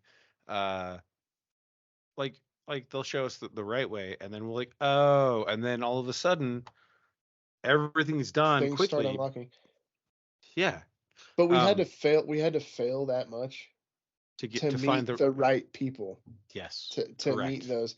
those individuals that help prop you up Mhm. and help do things the right way and teach you new things, right? Because we have a entirely different set of skills now than what we had at the very beginning. Some of us know And how to do a whole bunch of carpentry shit that we never wanted to do. Like I have soft hands. I no longer have used soft to, hands. used to, Yeah, yeah. it's weird when I touch myself, my hands. Touch myself. But yeah, It's like, like all these extra calluses. I don't even know oh who's yeah. gripping my Where do they gripping my come from? hands. Who's When this? did that Who's this guy? happen? Dude, left-handed, dude. You fucking just mind might explode. But yeah, no, I think that Left-handed we've thumb down. yeah, Texas grip, lefty Texas. Yeah, Hmm? that's like the Amarillo. That's what Yeah, that that's what is. you. Yeah. Yeah, I think that we've definitely done stuff the wrong way so we can meet the right people. And I Well, think that we have a lot more of the right people, even more so now than we had when we begun, because the crew is the same. The crew has always been like, we're gonna die trying, right? yep. And I don't think anybody on the crew has ever changed their mentality when it comes to that. And everybody's got good ideas, but there's a lot of stuff that we didn't know how to do. We don't know how to do. Like we're still on the precipice of, okay, we figured this out, but we don't know what the fuck else to do after this, right? And Yeah, for real. we're gonna learn the hard way. Uh, Yeah. and like when we write a book, it's gonna be titled "The Hard Way." The No, hard it's gonna be way. titled. No, it's gonna be titled the Bearded Viking Way, The bearded aka the Viking hard way. Yeah, way. yeah, exactly. So like when we write our memoirs, Like that's gonna be it. But Yeah. we've definitely met a lot of really good dudes, and I think I said this when I was there. I don't remember whether I said it around the table or whether who the fuck I said it to, period. But I said these type of people that are here now. I think it was actually with you. We're standing there and we were watching them finish the big wall, I think. And I was like, this type of thing would never happen in Utah. I said, getting these people that have this much passion, that are willing to help out and be in a community and do this for nothing, just because they knew we needed help and they knew we didn't know. I feel like that wouldn't have happened here. And I might catch heat for saying that, but oh dude, like it was pure magic, dude. The way It, those dudes came together and they helped us. And I mean, you're talking Bob, uh, Donnie, Nate. I mean, we've known Nate, or you've known Nate forever. We're just meeting Nate, but and you you just have barely like, met Donnie. Like, yeah, and yeah. like Donnie's the best, and Bob's the coolest, right? And I had a good conversation with Bob on the way, and he's like, dude, I was kind of like a lone wolf, and then I met in, I apologize, I'm sharing your story, Bob, but he's like, I was kind of a lone wolf, and he's like, and I met the IW people, and I found good people again. Like I found good people and people that would show up for you. And it's that old saying, like, I don't need to have a fuck ton of friends, but I need like, 3 or 4 I need, motherfuckers that are gonna I say I show need up. Yeah. three or four motherfucking pipe hitters Yeah, that will dude. fucking kick down a door. And that Yeah. was the way it was. I was just kind of sitting back, kind of like it was like my Sandlot moment, right? I'm like sitting back and kind of just taking it all in. It's like that 4th of July scene, dude, in Sandlot, Yeah. where they're all just kind of Yeah. like reflecting, looking at the fireworks. Yeah, dude. No. I And mean, like that's the real. fireworks were going off, and it was nice to just kind of be able to sit back for a minute and watch all the pieces come together. And It's no longer a dreamery. It's a fucking right, thing well, now. yeah, and they're helping us finish something that we've, been trying to do for 2 years. And nobody asked for anything. They just wanted to be Nothing. part of it. They wanted to help us. And that type of thing is fucking insane. It's When you get those weird. types of people in your life. Yeah. It's weird that the tribe, the BVMC tribe, has grown, or the bearded Viking tribe has grown to that point from my perspective, because we're aligning with people that have the same type of drive and the same Mhm. type of passion for life. We don't all have the same points of view, which is great because it makes us be better, right? But we No, you have don't get groupthink. no, like we fucking dude. If anybody ever sat at a table with me and you, they would think that we hate each other. They would literally Right. be like, "How are you best friends?" Yeah. Like, No, it's funny. like in my mind, like and to add on to that, right? So like, if you ever were on in, especially at the beginning, if you were ever on a meeting with me and the Earl, you'd be like, "This company's gonna fail because they just fucking fight. We just go Yeah. at it. We fucking Right. knock down, drag out dumb shit." But we got to the point where we hashed out all the dumb shit. There's no more trust but verify between us. Yeah. It There's was just just, this is what has to happen moving forward, yeah, yeah. And I also feel like people always will be like, you and I'll never hang out. And I'm like, no, we hang out every week. Like Yeah. just a one-on-one. And then on top of that, like when we're in a room together, it's like we get pulled in so many directions and we work different parts of the room in different ways or whatever. But like at the end of the day, we'll go back to your place in Utah, or we'll come back here, and me and you will stay up to drink till like 4 o'clock in the morning, hang out, talk. We don't give a fuck about anybody else because that's our friendship. Yeah. Well, and that's the thing is it's like what people aren't there for. Yeah. And I think that goes a long way. And I think that people don't think about it too. And like we're off track down the rabbit hole, but I think it's important to talk about Mm, because you're especially not that now. Ta-da! but I think it's important to talk about because, especially now that we're in front of people, and not a ton of people, and it may never be a ton of people. If we reach 100 people or 500 people on a good day, and they like what we say, and we help save some people, That's what or matters. help people see some positive where they didn't see it before. Mhm. Okay, that's good enough, right? We can keep Yeah. doing this for them. But I think people don't always know what's going on behind closed doors and like behind the scenes. Mhm. And I'm hoping that, just based off this conversation, that we can help people see that there's way more going on behind the scenes, and we're probably more truthful than we should be, and more like open book than we should be. But I think it's important for people to see kind of that side of things, and have that kind of understanding of like, okay, this is the real world, and this is the type of stuff that happens in the real world. And these dudes are buddies, and they've Mhm. gone through a bunch of shit, Yep. and this is how they got through it. Mhm. Normal dudes getting through normal shit. Day-to-day life And shit. Yeah. yeah. So, all right. This is a great conversation, but we have to change the topics. We're gonna get yelled at. Who's gonna yell at us because we're changing topics? Oh, yeah. Everybody? It's Rob. Rob's gonna get pissed. Oh. Well, fuck Murph. Murph's always getting mad at us, dude. I don't even know why he's so angry.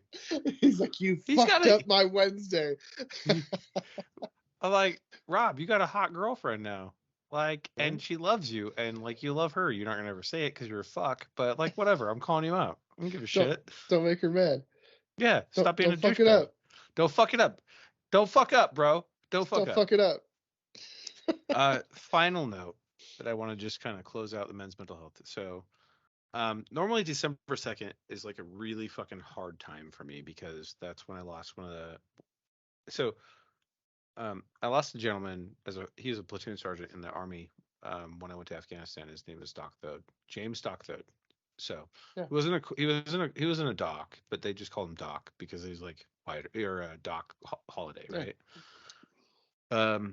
He he reached down to cut a line for an IED, and it was a command pull, not a command det, and so he got super exploded. So R.I.P. Doc, miss you.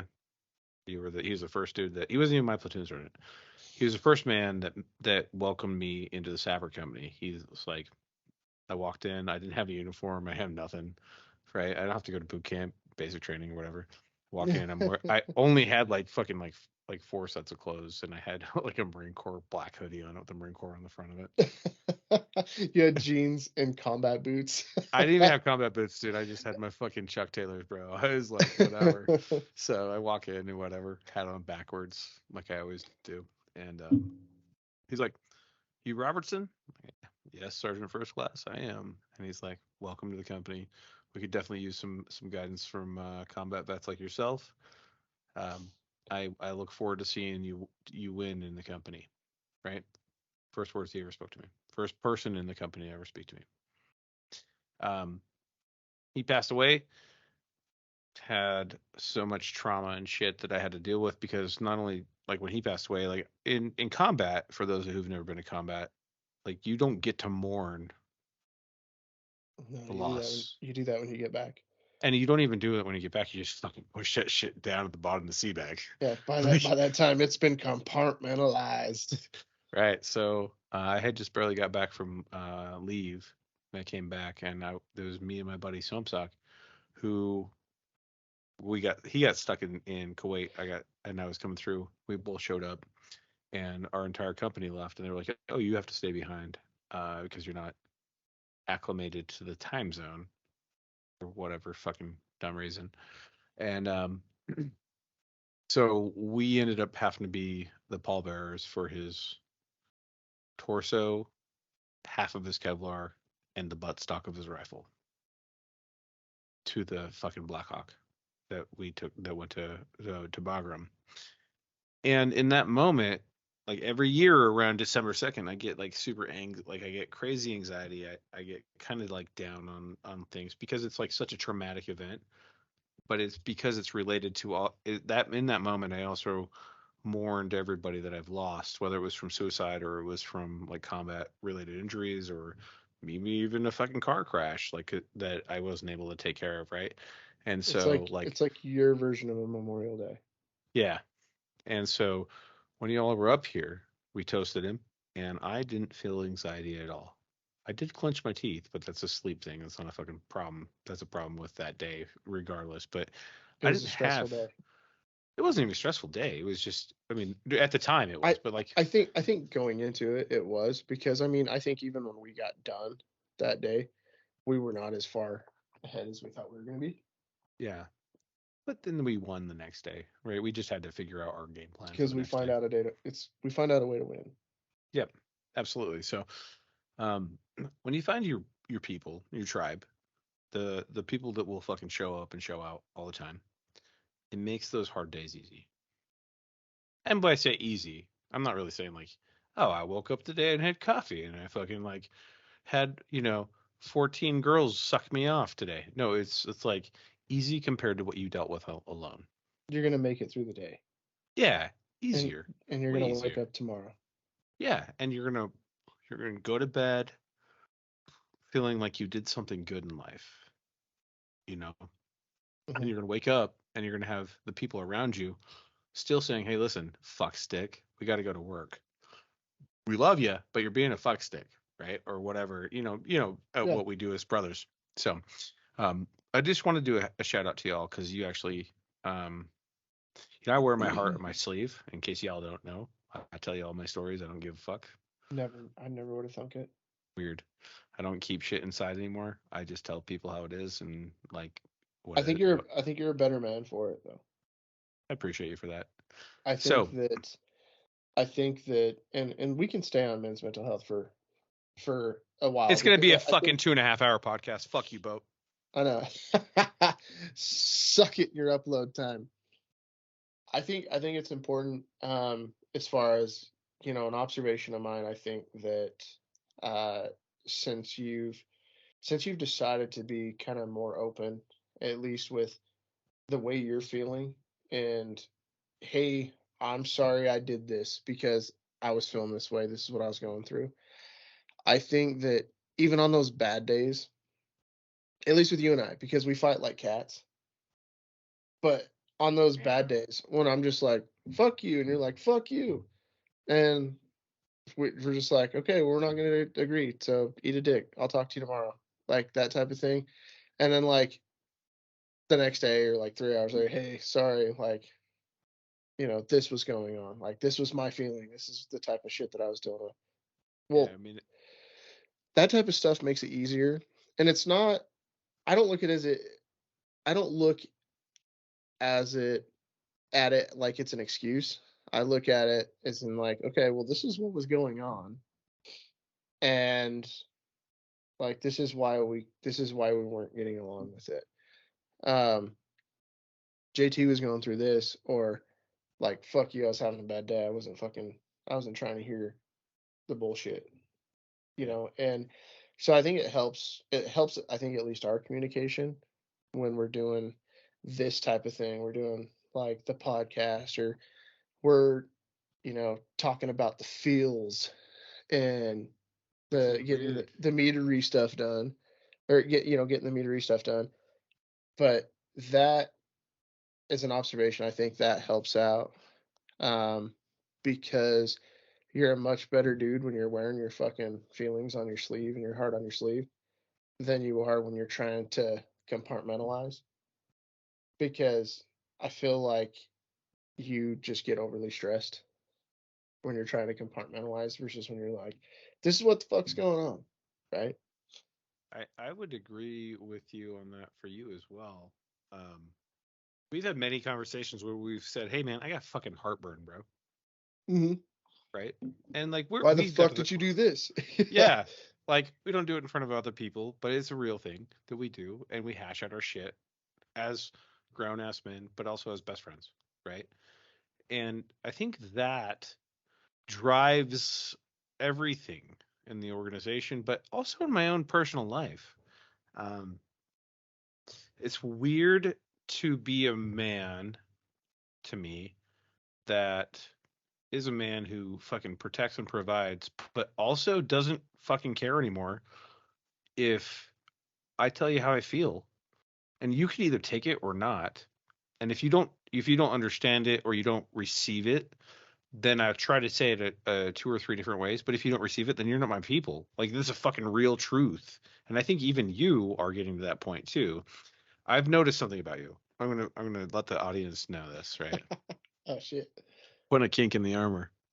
Or chink? It's Whatever. chink. That feels like whatever. It's not racial if it's armor.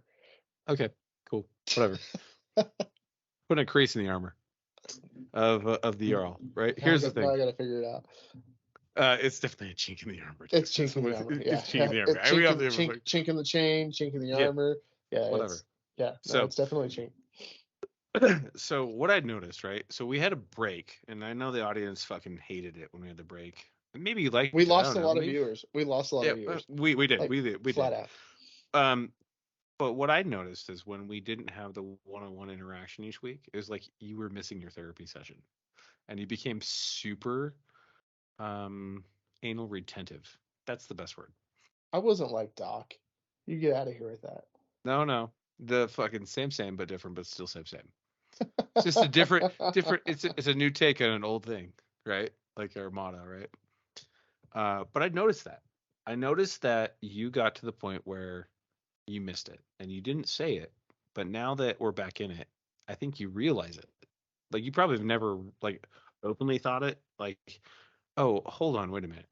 But like we do the podcast and like I'm happy for like the next week. I don't have to karaoke anymore. This is my therapy. This is my thing. The karaoke. Karaoke. But like I think that's also true for you. I think it's true for Doc. He's less angry. He doesn't have Brian's rants for like a day and a half after he does these things. I think is real. I think Doc is the most withdrawn, right? If we're gonna 100%. If we put a pin in it.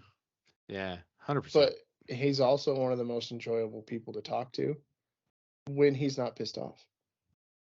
So like 1 or 2 days a month? Like every other Tuesday on a full moon. Like no leap year. I don't know. Just depends. It just yeah. No. Depends on when the solstice is. Yeah. Depends on like the whole bunch. But whenever he does, and we force him to talk about men's mental health, and then he self-reflects. I think he has like he definitely has some emotional intelligence. He has a lot. Most definitely. And I think that I could definitely understand what you're saying, and I don't neither agree or disagree with what you're saying about the. Are you fucking calling pulling a plausible? Are you pulling a plausible? It's plausible. Fuck you, it's real. In words of Doc, it's plausible. Yeah. But we also took a risk because we did the podcast. Things were not going our way as far as the meadery was going. Yeah. And we had hunting season coming up, and I think that we're like, we can't keep up with this right now. The summer was happening. Yeah. Like you ain't catching me doing a podcast during hunting season, man. Like it's fucking hard to pin me down. And like I get that. And we went and we did we did our longest hunt that we've ever done, right? We did the longest possible hunt that you can do in Utah.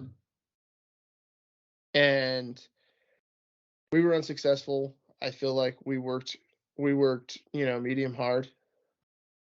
And there was we had a lot of factors that were stacked against us. And we have like I had a bad knee. I was tired. No. The knee was fucking good as long as we were going uphill. It was downhill over deadfall that fucking hurt. But we had like our neighbor that was talking about like wolves and elk and shit, and there's no wolves in Utah, right? But he's like, I got it on video. But that's neither here nor there. But we did this summer because I think that we didn't understand at that point what this was to like people and what this was to us at the time. And when we took like the break or the hiatus, right, in between season 1 and season 2, I think that like we didn't understand the importance of it. And I'm going to be selfish on that real quick. Okay, so I love you all the viewers, and like whether or not you listen, I'm still going to do it. I don't really care either way. But like, I think that this is actually extremely important for our mental health. And I think that's where you're going with this, right? I don't think we understood that at that point, though. No, definitely not. But like, I mean, and like when that happened, there was like all of a sudden, it felt like there's all this friction that grew. It didn't need to be there because like, not only did we stop that, but we also, it was the summertime. Like, I got my kid. Like, I'm spending time with my kid, right? Mm-hmm. Like, that's a real thing to me. That's my main passion, just like your passion, right? Like, you're doing baseball season, dude. You're fucking all in on kid stuff, which is not a problem. Like, I fucking, I'm 100% behind it. Like that's the thing. But like, we forgot that when you do that,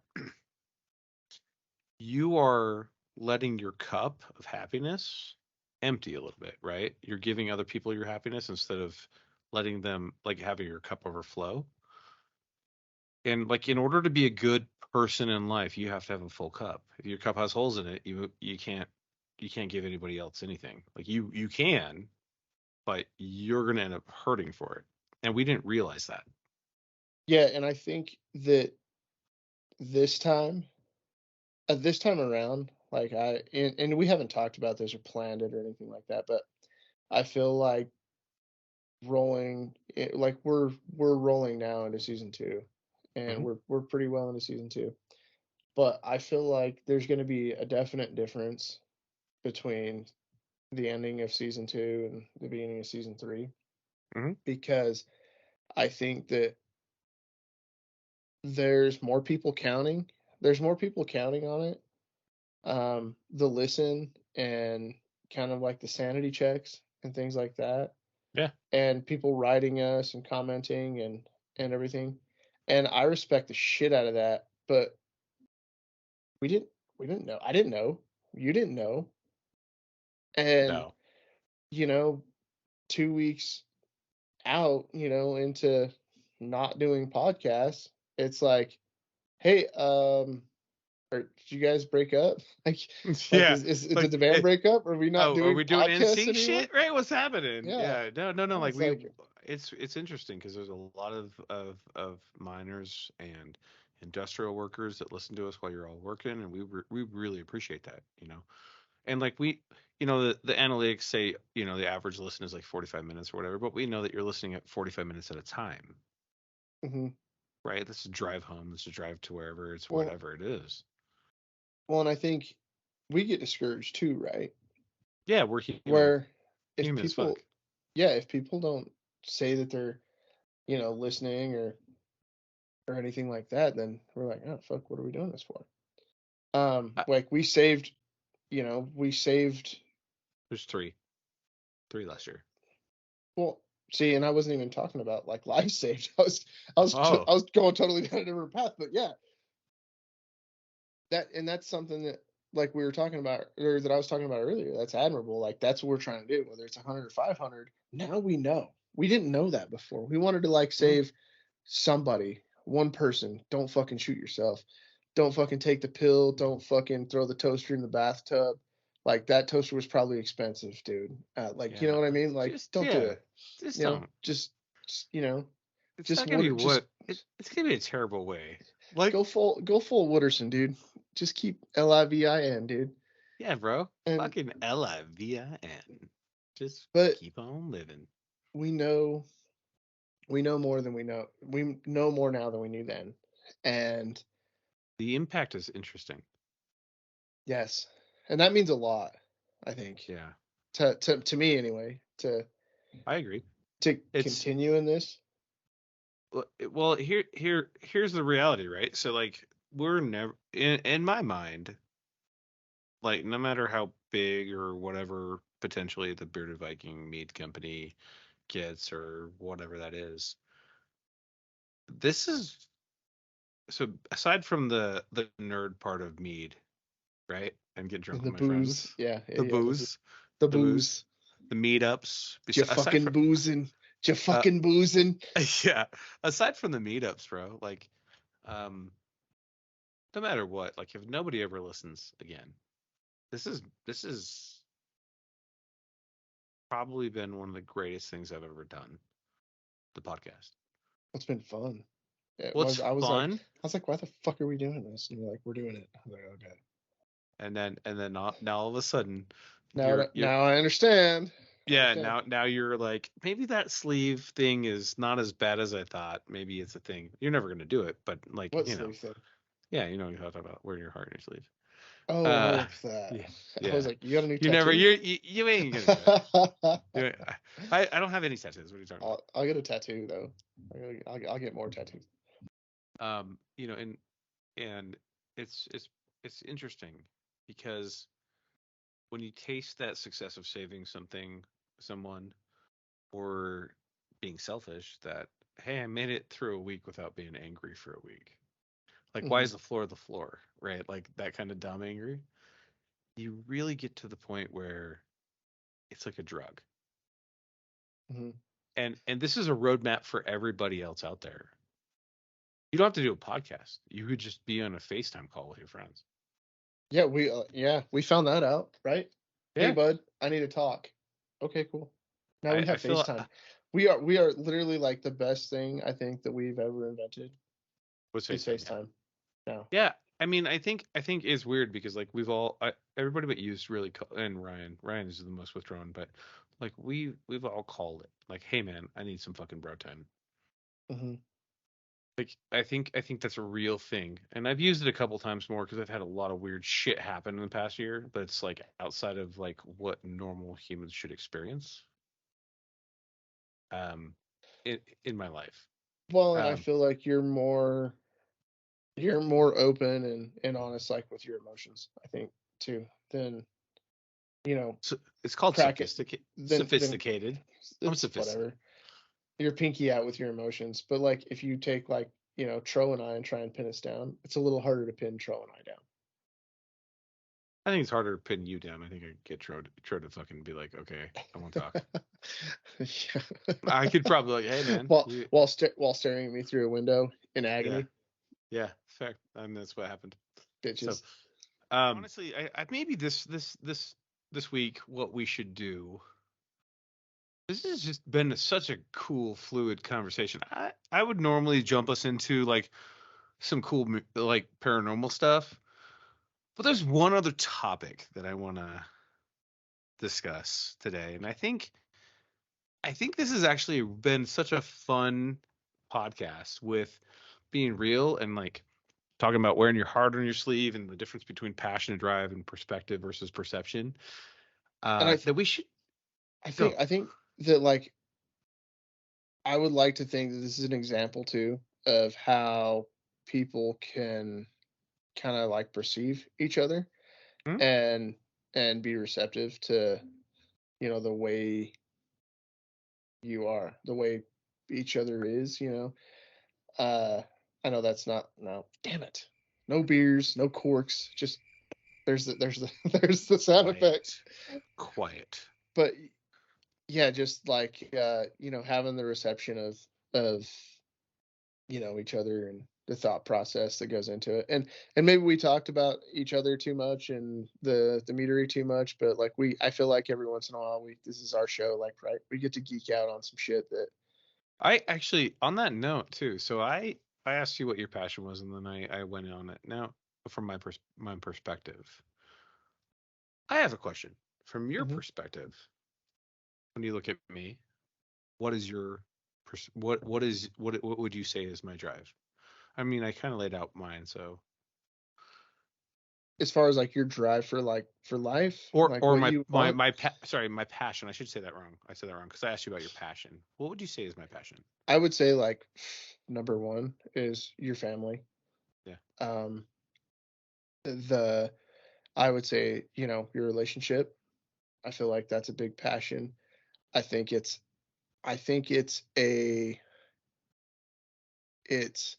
you it's a perceived weakness because I think you've been burned so many times in the past.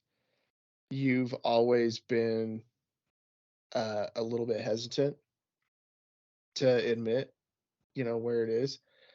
And I think you're starting to understand and be a little bit more comfortable with like this is my relationship. I'm happy with this. This is what I've been looking for. It took this long. Like it's not fucking going anywhere. I'm putting everything into it. Yeah. And I feel like that's very much something that's changed. And I feel like it's a driver because I think you, with knowing it or without knowing it, you're like, no, this is my limit. This is where I have to stop. This is things that I'm going to do. This is things that I'm not going to do. Y'all ain't gotta go home. You gotta get the fuck out of here. Like this is, this is the rules. This is what's happening.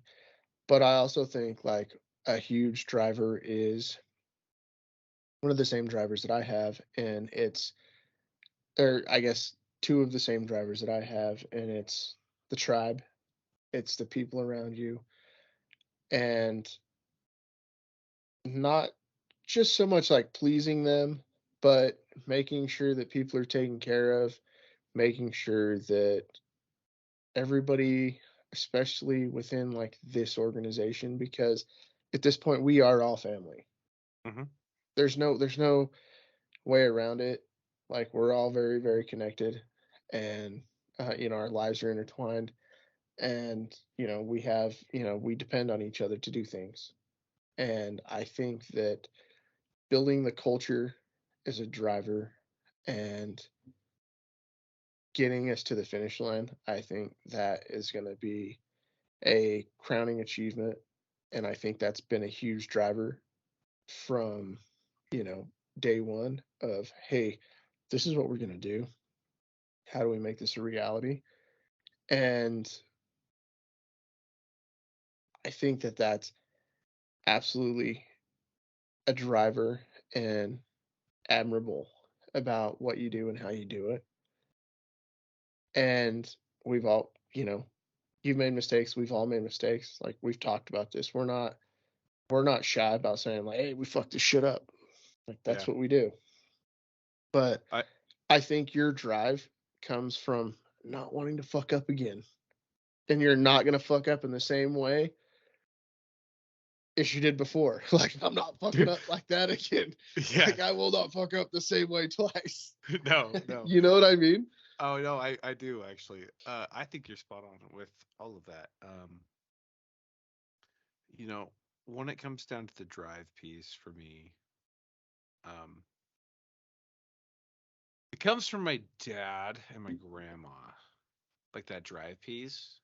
Um, because they, man, like when you ask me about people who have drive, even my dad, right? Yeah. Robert Robertson. Motherfucker is like crazy driven. Like he will literally fucking do like he will tell me news from Facebook, which I just can't grasp that he's getting news of a Facebook meme. I can't grasp it, right? And then the same breath, he'll be like, "Oh yeah, I rewired my entire house without and ran wire through the walls without pulling a board." And I'm like, How the fuck did you do that? "Yeah, what? Oh, I learned it." Well, when did you learn that? You're not an electrician. While I was doing it. He was like, "I just found somebody and I talked to him for like 17 hours straight, and I remember every part of it. And then I started it, and when I start a project, I can't not finish it." So my dad's smart because he only does one project at a time, and I do like 5. Right. Yeah, Like, no, I know. yeah, I'm like, hey, I'm like, I'm like, hey, slow down. you're like, hey, so since you have so much time on your hands, you should also do this too. that was like the saying of the weekend. Hey, since you have so much time on your hands, bro. Could you also give me some estimates on X? By the way, yeah. Right. So I think I learned that from my dad, and then also from my grandma, who was a single mom. My grandfather passed away when he was 9, when my dad was 9. Massive heart attack. Wow. He had a piece of shrapnel from. Oh yeah, you told me this. Was this on the podcast last time? I don't even know. I think we talked about this. Yeah.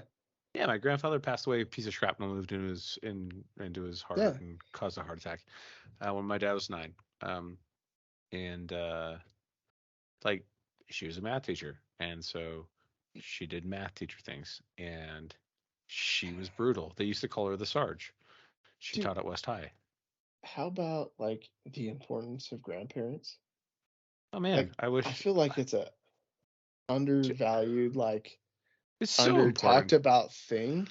Yeah, no, it's so important. Like, and the weird part is like I only had so my mom's dad, he was overweight, but he was a black belt in karate, like a fucking like 3rd degree black belt in karate. Shit. Like he loved that shit, but he was also he owned a tonsillorium. So if you don't know what a tonsillorium is, it's a barber shop. He was the first barber in Sandy, Utah, to have a license for like 35 fucking years, and that's what he did. So I had never had I as a kid growing all the way up until I got to boot camp, and then after I came home from boot camp, and I didn't know what it was like to pay for a haircut. I didn't know how expensive that shit is. You didn't know you had to pay Mama San? Yeah. But like he was the grandpa, but he was very, very overweight, and he never really did any grandpa things. Like in my mind, like grandpas take you out, like my dad does to my kids, and teach you how to bait a hook because your dad's working, right? And like he teaches you how to piss off your parents and get away with it, right? Yeah, that's my dad right there. 100%. That's my dad. Yeah. 100%. Yeah. Piss your dad off. So I didn't really have a grandfather, but I had 2 grandmothers, and one of them I don't talk to. She made some choices that she backed my first ex-wife and helped her write the divorce papers that fucked me. Yeah. So sorry, bitch. I'm out. You backed the wrong horse. Yeah. And the other grandma, so just a backstory about my nerdism, and probably the way that I am, and the reason why I am is because I would go to her house, or she would come out to my dad's house when my dad was working at 24 on in the fire department. Mm-hmm. And she would sit down and we would do math problems. Oh, fun. And then we would read fucking novels. That actually sounds kind of cool. It was actually really cool because she was like, yeah, like we read like, so my favorite book of all time is called The White Panther. And it's like a first person story about a fucking white panther in the jungles in Africa and its survival process. And it's like the book itself right now, if you try to buy it, I have one of the original prints in my house. Did nobody like him because he was a white panther? He couldn't blend in. Was it like the Ugly Duckling? No, it was like way more in depth and way more brutal. Like it talks about like how he tried to ambush a Bakari, like a little fucking short pig, but they have like, right, and how it gored him and how he had to fucking like still like it talks about like how he clamped onto its neck when he was learning to hunt, and like how it drug him, and like he's fucking brutal as shit. And I was like 11, dude. And then my second favorite book of all time. You know who Jean Valjean is? Who? Jean Valjean? I don't think so. What about Jafar? Like the character from Aladdin? No, not Jafar. I'm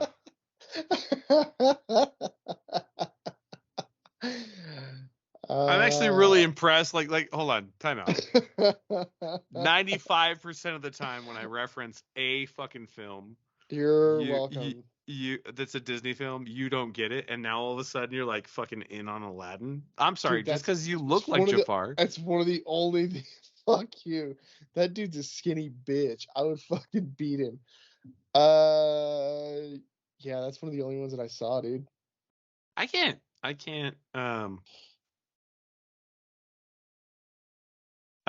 just can't with you right now. It makes sense. I just can't. It It happens. Fuck, dude. I literally lost my entire mindset right now. So you're telling me who like Jafar was in the book? Oh no, yeah, dude. It's a play. I'm like now searching for my second favorite book and play and my first favorite play of all time. In my brain, I'm like Jean Valjean. What the fuck are you talking about? It's got Russell. The movie's got Russell Crowe and Hugo in it. Oh yeah, like the dog.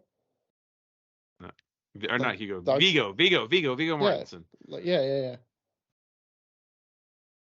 It has the dogs in it though, right? No. Fuck. Yeah, I'm out. I don't know. All right. It's definitely not that movie. Dude, I am trying to. I don't even remember. It was. I can't. This is fucking dumb. I hope that there's a fucking flash of this. God damn it, dude. I am literally. I'm either too blitzed for this right now, and you fucking trashed my fucking brain process. I'm sorry, bro. No, you're not. I know you're fucking not. Don't lie to me. I'm pretty happy about what just happened. I know you are. You fuck. There was a book. There was a book. Les Mis. What the fuck? I literally... the French book. Yeah, it was about the French Revolution. But that Les Mis is one of the best books ever written, and the best fucking play ever. I've been to it like 6 times. No, you haven't. Shut up. I swear to God, on my kids, 6 times. No way. Yeah, man. Nobody's been to a play that much. Yeah. When you've been to the Les Mis at the Capitol Theater, man, it's an experience. You know what? I kind of geek out on plays, like the theater. I do. I love plays. It's super gay, but yeah, I totally geek out. I totally don't think it's gay. I think it's like. I mean, you like dress up, like you go and you watch it, like it's fun. Yeah, I get to fucking wear like a full-on suit. Mm-hmm. Yeah, like no cowboy hat because you can't wear a cowboy hat because hats aren't allowed inside. But like normally I would dress up with a full-on suit. Like I had a tuxedo I used to wear to it. Like, really? Yeah, it was crazy because like at the Capitol Theater in Utah, they would like there's a part where they start singing when the revolution is failing and they start firing off cannons. They fire off blank cannons down the fucking aisles. That makes sense. And then all of a sudden the actors and everybody comes fucking, they start singing like the French Revolution song all around you. And it's like just fully immersive. You're like, how the fuck did this happen? I was like, wait, is this like Dolby Digital 5.1? So this happened because your grandma read you this book. Yeah. And so, and then like her drive, going back to the antithesis, whatever it is, of this conversation was that like we would never watch TV and we would never start a project and not finish it. Like I was in 3rd grade and I had to write a report on the Navajo. And so what did I do? I wrote a report on the Navajo. And then we made an entire Navajo village out of fucking plaster of Paris. And I fucking delivered it. And like I was the only person who had this fucking crazy thing. That's my experience with grandparents. I feel like kids don't do enough dioramas these days. Oh, for real. I feel like we were doing like 2 or 3 dioramas a year. At least. But Yeah. Like grandparents are important, dude. Like you learn a lot of shit from grandparents. And I think that I think grandparents set the difference between my being a man and being meek, too. How old were your grandparents? Old as fuck. My grandma. So my grandma died the year that I moved from Utah. She was 98 years old. Oh my gosh, that's some longevity. Yeah. So probably also like it's in the genes where you get drive from. Not the No, not the Wranglers. it's definitely not the genes, bro. Well, It's okay. So it's my grandma. instilled. Okay. So here's the thing. I'm talking about like for you as like surviving, right? My grandma stopped drinking water and eating and went like was like sleeping, and she didn't die for like 9 days without water, nothing. They didn't put an IV in it. She had a DNR, right? She's just fuck you, bitches. I'm doing me. Going out my way. Yeah, That's fucking gangster. yeah. She also had super crazy dementia at the end, which sucked. Like, Yeah, that's a bummer. yeah, and she said some fucked up shit, but like, she's also It's like also dementia. she was also no, she was fucked up, dude. Fuck, she was so fucked up. I loved her to death, but she's so fucked up. Um, I remember distinctly one time. So she had a house on 7th East and South Temple. And we're headed over. She loved to fucking shop at the thrift shop and get like a the McDonald's that's there on the corner right there, right? She Like the loved DI? The like DI. Savers or fucking Oh, okay. whatever it is, Right. right? Yeah. And so this old guy fucking falls over. She's driving. This old dude like trips and falls. I'm like 11 or 12. She pulls over the car. She's like, "You're gonna get out of the car and go help that gentleman across the street because he just fell down." And I was like, "What?" And she's like, "Get the fuck out of the car." Yeah. Like literally, like your grandma says, "Get the fuck out of the car." You're like, "Oh shit, Oh, I'm shit, getting I'm out. fucking All right. killed." I'm out of the car. Yeah, so I got out of the car, went over, helped the gentleman across the street, come back, and she's like, "Don't you feel so much better?" I'm like, out of breath because I had a. It's like she wasn't Yeah, waiting. she had a fireman carry, and she's Yeah. on the next block. Yeah, she's like, I fucking parked, down the way because she had to get over because we were in the left lane, and you know how fucking Salt Lake traffic is. And I'm like, no, I don't feel any better. And she's like, you just helped make that old man's day because he fell, and somebody actually came to his aid. Somebody picked And him so up. so I picked him up and I helped him across the way, and not because I wanted to, because I was fucking 12 or 11 or whatever, but because she did it because it was the right thing to do. And I think that part is distilled into me, and that drive to say, listen, like I don't agree with most people in general. Like some people I don't care if they breathe again. But I'm like, just be kind. Even if you don't like them, just be kind. And Well, like that was like a weird thing for me. it was like a generational knowledge and a generational like understanding and respect for life. Mhm. And all that like encompasses it. Like I'm the youngest, right? Of Second youngest in the all company.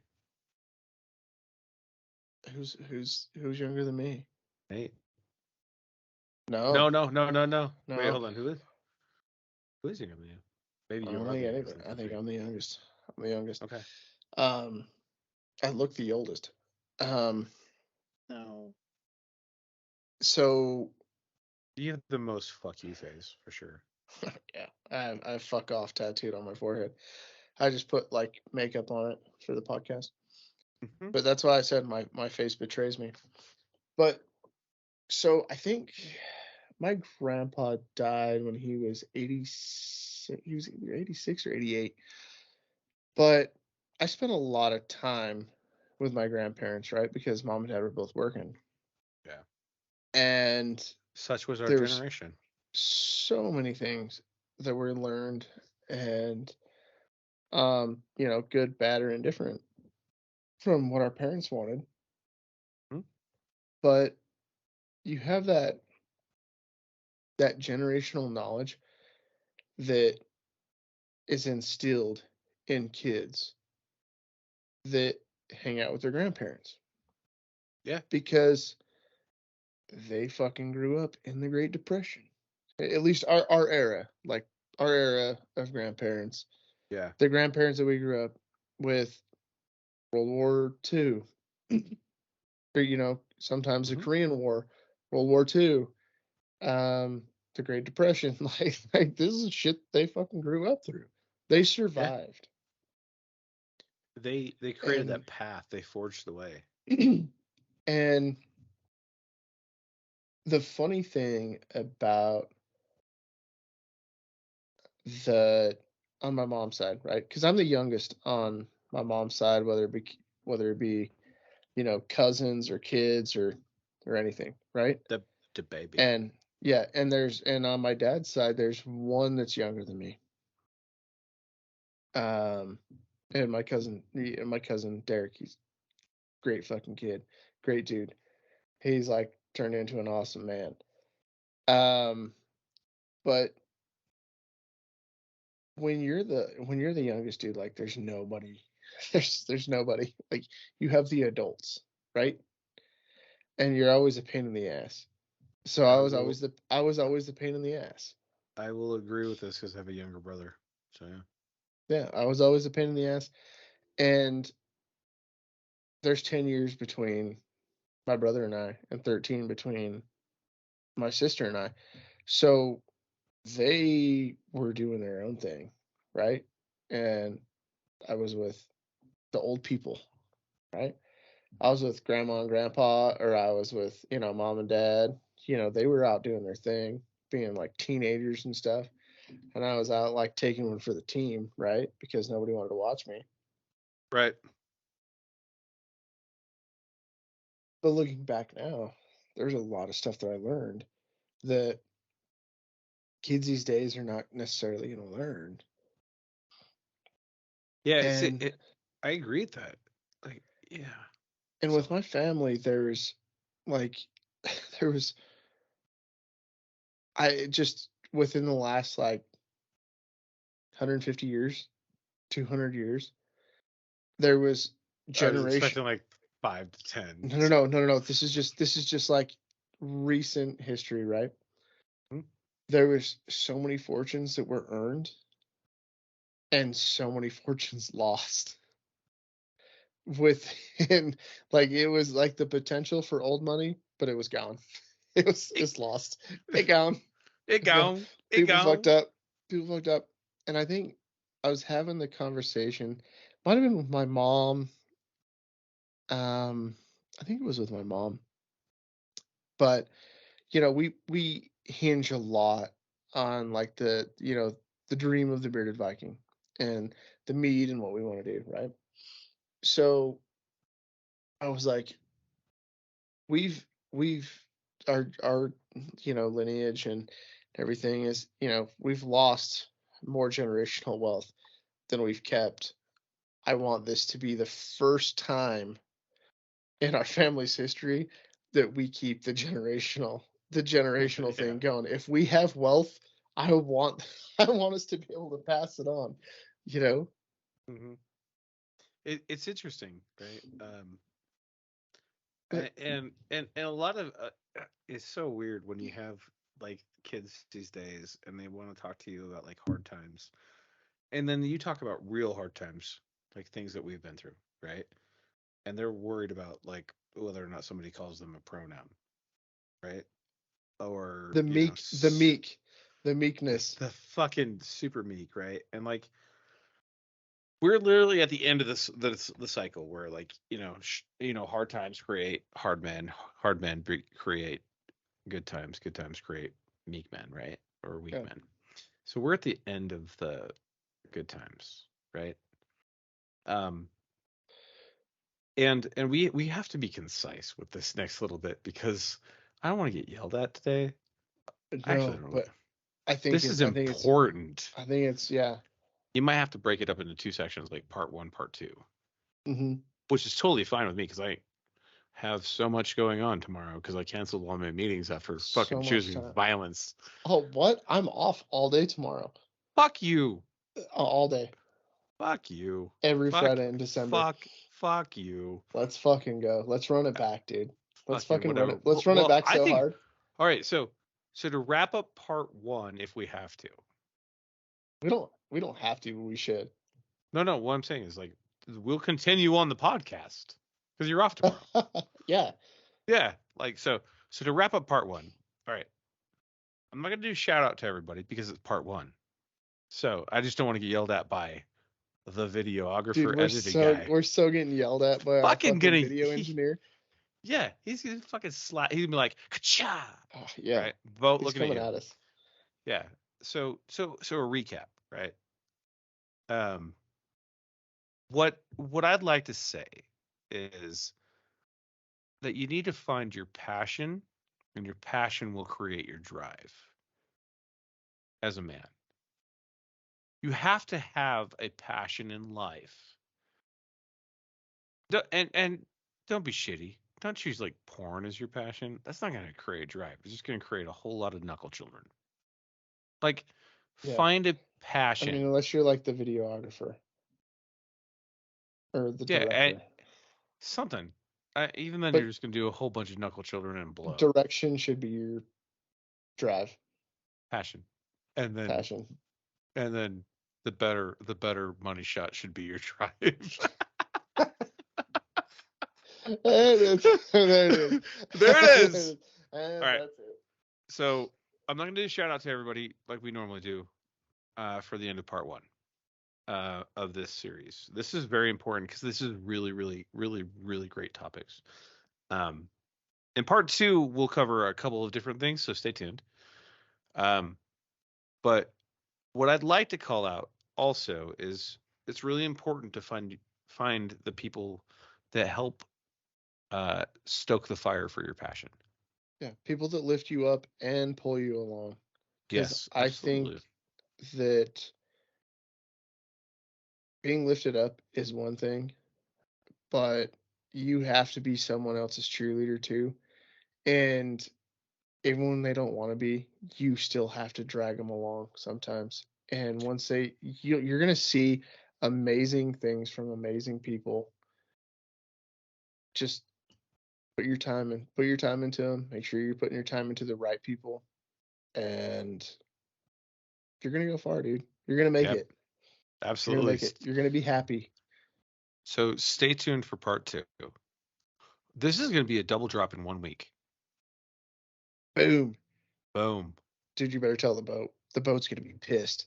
I give a fuck. I love him to death, but he loves this shit, and this helps him. This is his passion. Dude, he gets up on this. He loves this shit. This is his thicker than a snicker thing. Dude, this has got him off the fucking thick snicks. Oh yeah, man. He's like, I could date somebody my age. No, I can't, but I'm gonna try. Fuck those bitches. I make better eggs.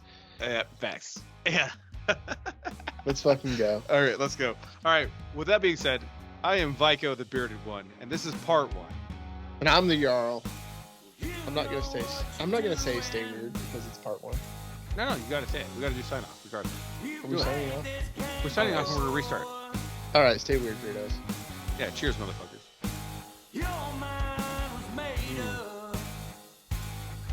Get your coffee break if you need it. You got fucking night.